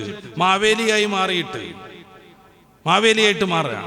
ആ സമയത്ത് സീസണിൽ പരസ്യം വരും. ഒരു 3 ഓണത്തിന്റെ 4-ാം ദിവസം 5-ാം ദിവസം കണ്ടാണ് തൃശ്ശൂർ ടൗണിൽ പുലികൾ ഒന്നിച്ചിറങ്ങൽ, പുലിക്കളികൾ. അപ്പൊ നല്ല നീളവും നല്ല വണ്ണവും കൊടവയറൊക്കെ ഉള്ള ആളുകളെ വേണമെന്നും പറഞ്ഞിട്ട് പരസ്യം വരും. എന്തിനാ? പുലിയുടെ വായൊക്കെ വരച്ചു വെച്ച് ആകെ പുലിയുടെ കോലത്തിലാക്കിയിട്ട് 2 ടീം ഏറ്റവും കൂടുതൽ പുലികൾ ഇറക്കണവരാണ് അതിൽ ജയിക്കുക. അതിന് വേണ്ടിയിട്ടൊക്കെ.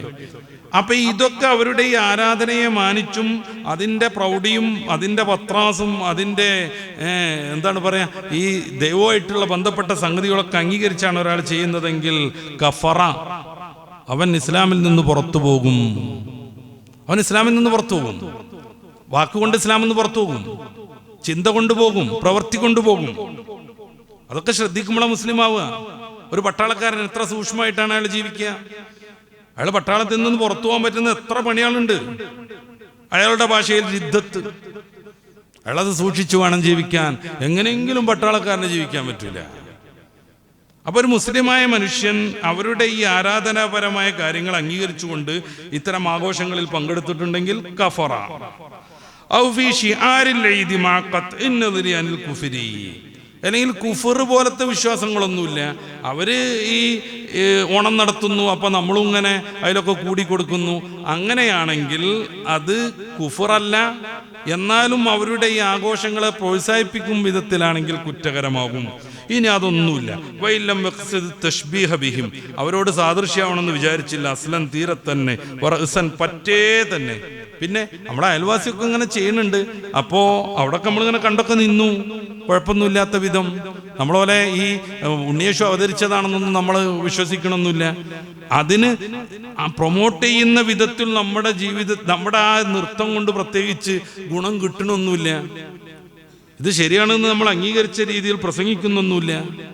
ഓണത്തിന്റെ സൗഹൃദ സദസ്സിൽ പങ്കെടുത്തിട്ട് എല്ലാം ശരിയാണ്, എല്ലാം ഒന്നാണെന്നുള്ള രീതിയിൽ ഒരിക്കലും മനസ്സിന്, ഒരാളുടെ മനസ്സിനും, ഒരു രാഷ്ട്രീയക്കാരൻ്റെ, ഒരു പ്രസ്ഥാനക്കാരൻ്റെ മനസ്സിനും ഉറപ്പില്ലാത്ത, അംഗീകരിക്കാൻ പറ്റാത്ത ആ കള്ളം പറയുന്നില്ല.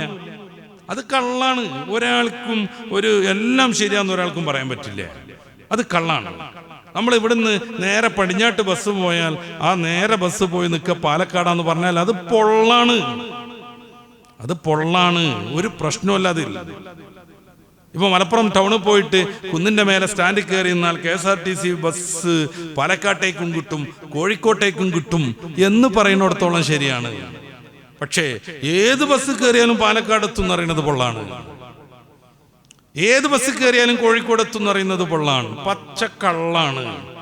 അവിടെ ചെന്ന ഏത് ബസ്സും കിട്ടും. കോഴിക്കോട് എത്തേണ്ടയാൾക്ക് കോഴിക്കോട് എത്തണമെങ്കിൽ അതിന് പറ്റുന്ന ബസ് തെരഞ്ഞെടുക്കൽ നിർബന്ധമുണ്ട്. ഇത് സ്വർഗത്തിലേക്ക് പോണ ബസ്സാണ്, സ്വർഗത്തിലേക്ക് പോണ ബസ്സാണ്. അപ്പൊ സ്വർഗത്തിലേക്ക് ഏത് ബസ്സായി എത്തുക എന്നുള്ളത് തെരഞ്ഞെടുക്കാൻ ഓരോരുത്തരും യോഗ്യത ഉണ്ട്, ബാധ്യത ഉണ്ട്, സ്വാതന്ത്ര്യമുണ്ട്. അപ്പൊ ഏതിൽ കയറിയാലും കുഴപ്പമില്ല.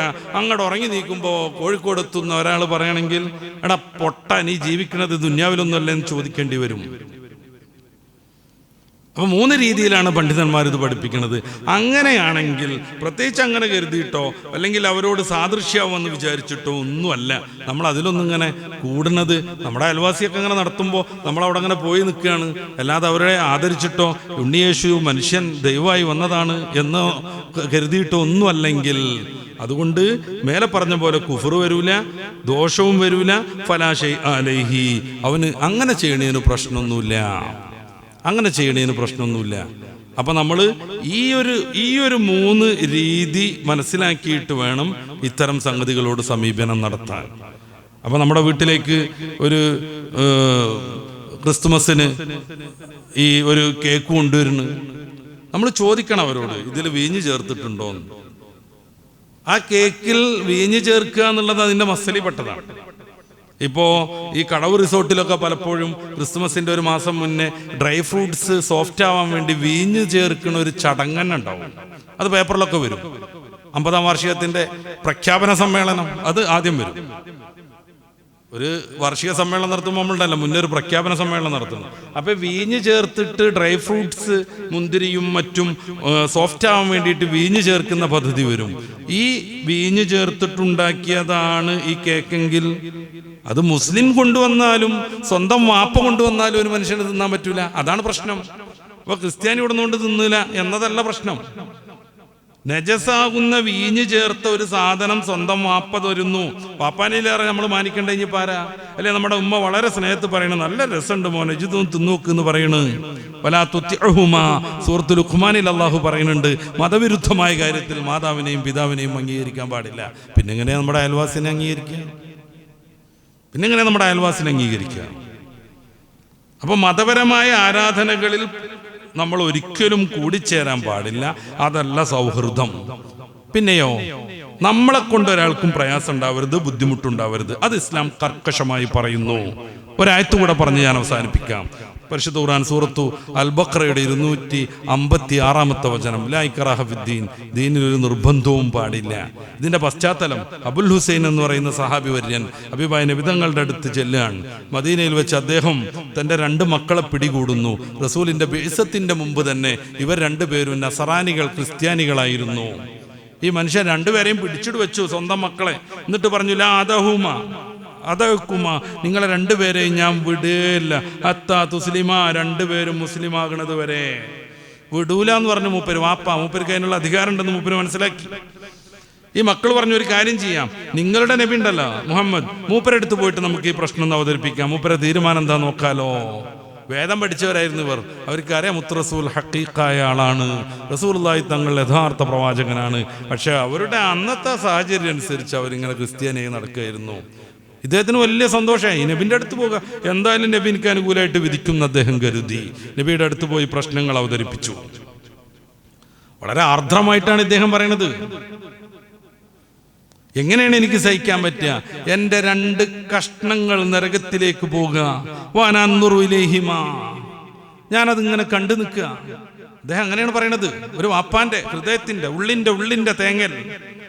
വിവാഹ നിബിധങ്ങളെ, ഇവരിങ്ങനെ പോണ്, ഇവരിങ്ങനെ നരകത്തിലേക്ക് പോവുക, ഞാനത് കണ്ടു നിൽക്കുക. എങ്ങനെ എനിക്കത് സമ്മതിക്കാൻ പറ്റുക? റസൂൽ സല്ലല്ലാഹു അലൈഹി വസല്ലം ആ തീരുമാനം പറഞ്ഞില്ല. അപ്പോഴാണ് ജിബ്രീൽ അലൈഹിസ്സലാം വരുന്നത്. ലാ ഇക്റാഹ ഫിദ്ദീൻ, ദീനിൽ ഇക്റാഹ് പാടില്ല, നിർബന്ധം പാടില്ല. രാജാവ് തോക്കും ചൂടിയിട്ട് പറയുടെ ഷഹാദത്തുൽ അത് പറഞ്ഞിട്ടുണ്ടെങ്കിൽ അവൻ മുസ്ലിം അല്ല, പറഞ്ഞാലും കാര്യം നിർബന്ധം കൊണ്ട് പറഞ്ഞതാണ്. ഒരു ആള് മുസ്ലിം ആവണമെങ്കിൽ 6 നിബന്ധന ഉണ്ട്. അതിൽപ്പെട്ട ഒന്ന് ബുദ്ധി ഉണ്ടാവണം എന്നാണ്. ഏതെങ്കിലും ഭ്രാന്തനെ പിടിച്ചുകൊണ്ടുപോയിട്ട് മാമോദീസ മുക്കിയിട്ടേ ഞങ്ങൾക്ക് ഒരാളെ കിട്ടി എന്ന് പറയുന്നത് ഇസ്ലാം അനുസരിച്ച് ശരിയാവില്ല, കാരണം അയാൾക്ക് ബുദ്ധിയില്ല. രണ്ടാമത്തെ പ്രായപൂർത്തിയാവണം എന്നാണ്. ഏത് തീരുമാനം എടുക്കണമെങ്കിലും പ്രായപൂർത്തിയാവണം. ഒരു പ്രായപൂർത്തിയല്ലാത്ത അമുസ്ലിം കുട്ടി ഇസ്ലാമായിട്ടുണ്ടെങ്കിൽ അവന് സൗകര്യങ്ങളൊക്കെ ചെയ്തു കൊടുക്കണം, അവന് നിസ്കരിക്കാനുള്ള സംവിധാനങ്ങളൊക്കെ ആവണം. പക്ഷേ അവൻ മുസ്ലിം ആവണം എന്നുണ്ടെങ്കിൽ പ്രായപൂർത്തിയാകണം, ഒറിജിനൽ പരിഗണന കിട്ടണമെങ്കിൽ. അല്ലെങ്കിൽ പിന്നെ മാതാപിതാക്കളോടൊപ്പം അവൻ ഇസ്ലാമിലേക്ക് കടന്നു വരണം. മസല ഞാൻ തൽക്കാലം വിശദീകരിക്കല്ല. മറ്റൊന്ന് ഇക്റാഹ് ഉണ്ടാകാൻ പാടില്ല എന്നുള്ളതാണ്. ഇക്റാഹ് നിർബന്ധം പിടിക്കൽ, ബലപ്രയോഗം, അതുണ്ടാകാൻ പാടില്ല എന്നാണ്. നമ്മൾ ആലോചിച്ച്, ഞാൻ പറഞ്ഞല്ലോ തുടക്കത്തിൽ 800 വർഷം ഇന്ത്യ മുസ്ലിങ്ങളാ ഭരിച്ച്. അതിന് നല്ല നല്ല പണ്ഡിതന്മാരുണ്ടായിരുന്നു, മതതാല്പര്യമുള്ളവരുണ്ടായിരുന്നു. 40 വർഷം സുബൈയുടെ ജമാഅത്ത് ഖലാക്കാത്ത ഉൽത്തുമിഷ് പോലും ഉണ്ടായിരുന്നു. ജീവിക്കാൻ വേണ്ടി തൊപ്പി തുന്നി കഠിനാധ്വാനം ചെയ്ത ഔറംഗസീബ് ഉണ്ടായിരുന്നു, വലിയ പണ്ഡിതനാണ്. ഹനഫി മദ്ഹബിലെ ഏറ്റവും വലിയ ഫത്താവ സമാഹാരം അദ്ദേഹത്തിന്റെ ഫത്താവ ആലങ്കീരിയാണെന്ന് മുമ്പൊരു ക്ലാസ്സിൽ ഞാൻ പറഞ്ഞിട്ടുണ്ട്.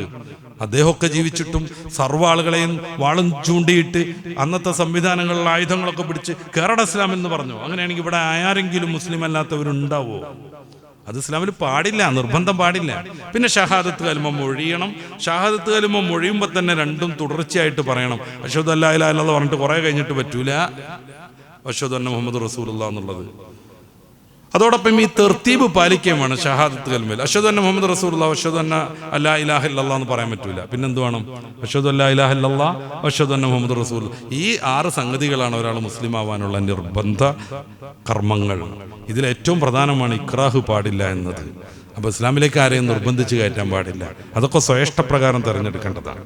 ഒരാൾ മുസ്ലിമായി കഴിഞ്ഞാൽ പിന്നെ എല്ലാവരോടും സൗഹൃദം വേണം, എല്ലാവരോടും നല്ല രീതിയിൽ വർത്തിക്കുകയും വേണം എന്ന് കരുതിയിട്ട് എല്ലാവരുടെയും ആരാധനകൾ പിന്തുടരുക, എല്ലാവരുടെയും ആരാധനാലയങ്ങളിൽ പ്രവേശിക്കുക.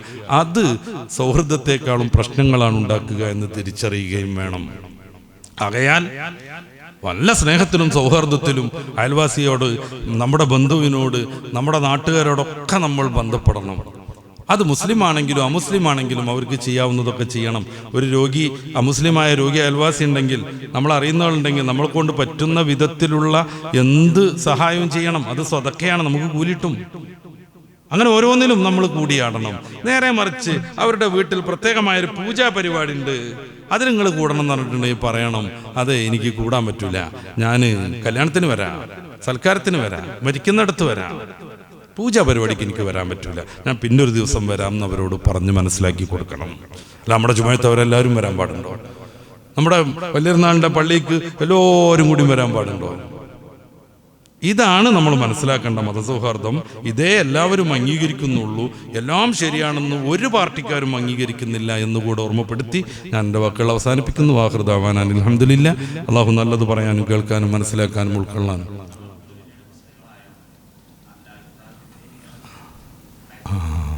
ഈ പശ്ചാത്തലം പറയുന്ന കിതാബിൽ അങ്ങനെ തന്നെ ഉള്ളൂ. അതിൻ്റെ ശേഷം ഇനി വേറെ വല്ല കിതാബിലുണ്ടോ എന്നുള്ള നമ്മൾ പരിശോധിക്കേണ്ടി വരും. ലായിക്റാഹിൻ്റെ സബബുൻ നുസൂൽ പറയുന്ന കിതാബിൽ അത്രയാണ് കണ്ടത്. ഇനി കുറച്ചും കൂടിയൊക്കെ ഡീപ്പായിട്ട് വായിക്കുകയാണെങ്കിൽ ചിലപ്പോൾ കാണുമായിരിക്കും. നമുക്ക് ശ്രമിച്ചു നോക്കാം ഇൻഷാ അല്ലാഹ്. അല്ലാഹു നമ്മെ എല്ലാവരെയും പരിശുദ്ധ ദീനിൽ പൂർണ്ണാർത്ഥത്തിൽ ഉൾക്കൊണ്ട് ജീവിക്കുന്നവരായി സ്വീകരിക്കുമാറാവട്ടെ. നമ്മുടെ എല്ലാ പ്രയാസങ്ങളും വിഷമങ്ങളും അല്ലാഹുവേ നീ തീർത്തു തരണേ തമ്പുരാനെ. ജീവിക്കാനുള്ള അർഹമത ഞങ്ങൾക്കും ഞങ്ങളോട് ബന്ധമുള്ള എല്ലാവർക്കും, എല്ലാ മതക്കാർക്കും, എല്ലാ മതരഹിതർക്കും നീ ഈ ഇന്ത്യയിൽ നീ നൽകണമേ തമ്പുരാനെ. പലപ്പോഴും കേൾക്കുന്ന വാർത്തകൾ വളരെ വിഷമം പിടിച്ചതാണ്. ക്രിസ്തുമസ് ആഘോഷത്തിനെതിരെ ഉത്തരേന്ത്യയിലൊക്കെ വലിയ കലാപങ്ങൾ നടക്കുന്നു എന്നാണ് കേൾക്കുന്നത്. നമ്മുടെ നാട്ടിൽ പ്രധാനമന്ത്രിയുടെ സന്ദേശമൊക്കെ ആയിട്ട് ക്രിസ്ത്യാനികളുടെ വീട്ടിലൊക്കെ കയറി സൗഹൃദം കാണിക്കുന്ന ഇതേ സന്ദർഭത്തിൽ തന്നെ ജാർഖണ്ഡിലും മറ്റും പല ജാതി പ്രശ്നങ്ങൾ നടക്കുന്നു എന്നാണ് വാർത്തകൾ. അതൊക്കെ ശരിയാണെങ്കിൽ ഞങ്ങളുടെ നാടിൻ്റെ ഭാവി ഇത്തിരി ബുദ്ധിമുട്ടാണ്. അല്ലാഹുവേ സ്നേഹത്തോടെ ജീവിക്കാൻ എല്ലാവർക്കും നീ തൗഫീഖ് നൽകണേ തമ്പുരാനെ. ഞങ്ങളുടെ നാടിൻ്റെ ഐക്യവും അഖണ്ഡതയും നീ സൂക്ഷിക്കണേ തമ്പുരാനെ. നല്ലവരായി വളരാൻ, നല്ലവരായി ജീവിക്കാൻ, നല്ലവരായി മരണപ്പെടാൻ, നല്ലവരോടൊപ്പം സ്വർഗത്തിൽ ഒരുമിച്ച് കൂടാൻ ഞങ്ങൾ അനുഗ്രഹിക്കണേ തമ്പുരാനെ. പ്രയാസങ്ങളും വിഷമങ്ങളും രോഗങ്ങളിൽ നിന്ന് ഞങ്ങൾക്ക് നീ വിടുതൽ നൽകണേ റഹ്മാനെ. റബ്ബനാ അത്തിനാ ഫിദ്ദുനിയാ ഹസന വഫിൽ ആഖിറതി ഹസനത്തും വഖിനാ അദാബന്നാർ. ആമീൻ ബിറഹ്മതിക യാ അർഹമർ റഹീമീൻ. സല്ലല്ലാഹു തആല വസല്ലം അലാ ഖൈരി ഖൽഖി സയ്യിദനാ മുഹമ്മദിൻ വആലിഹി വസഹ്ബിഹി അജ്മഈൻ. അൽഹംദുലില്ലാഹി റബ്ബിൽ ആലമീൻ. അസ്സലാമു അലൈക്കും.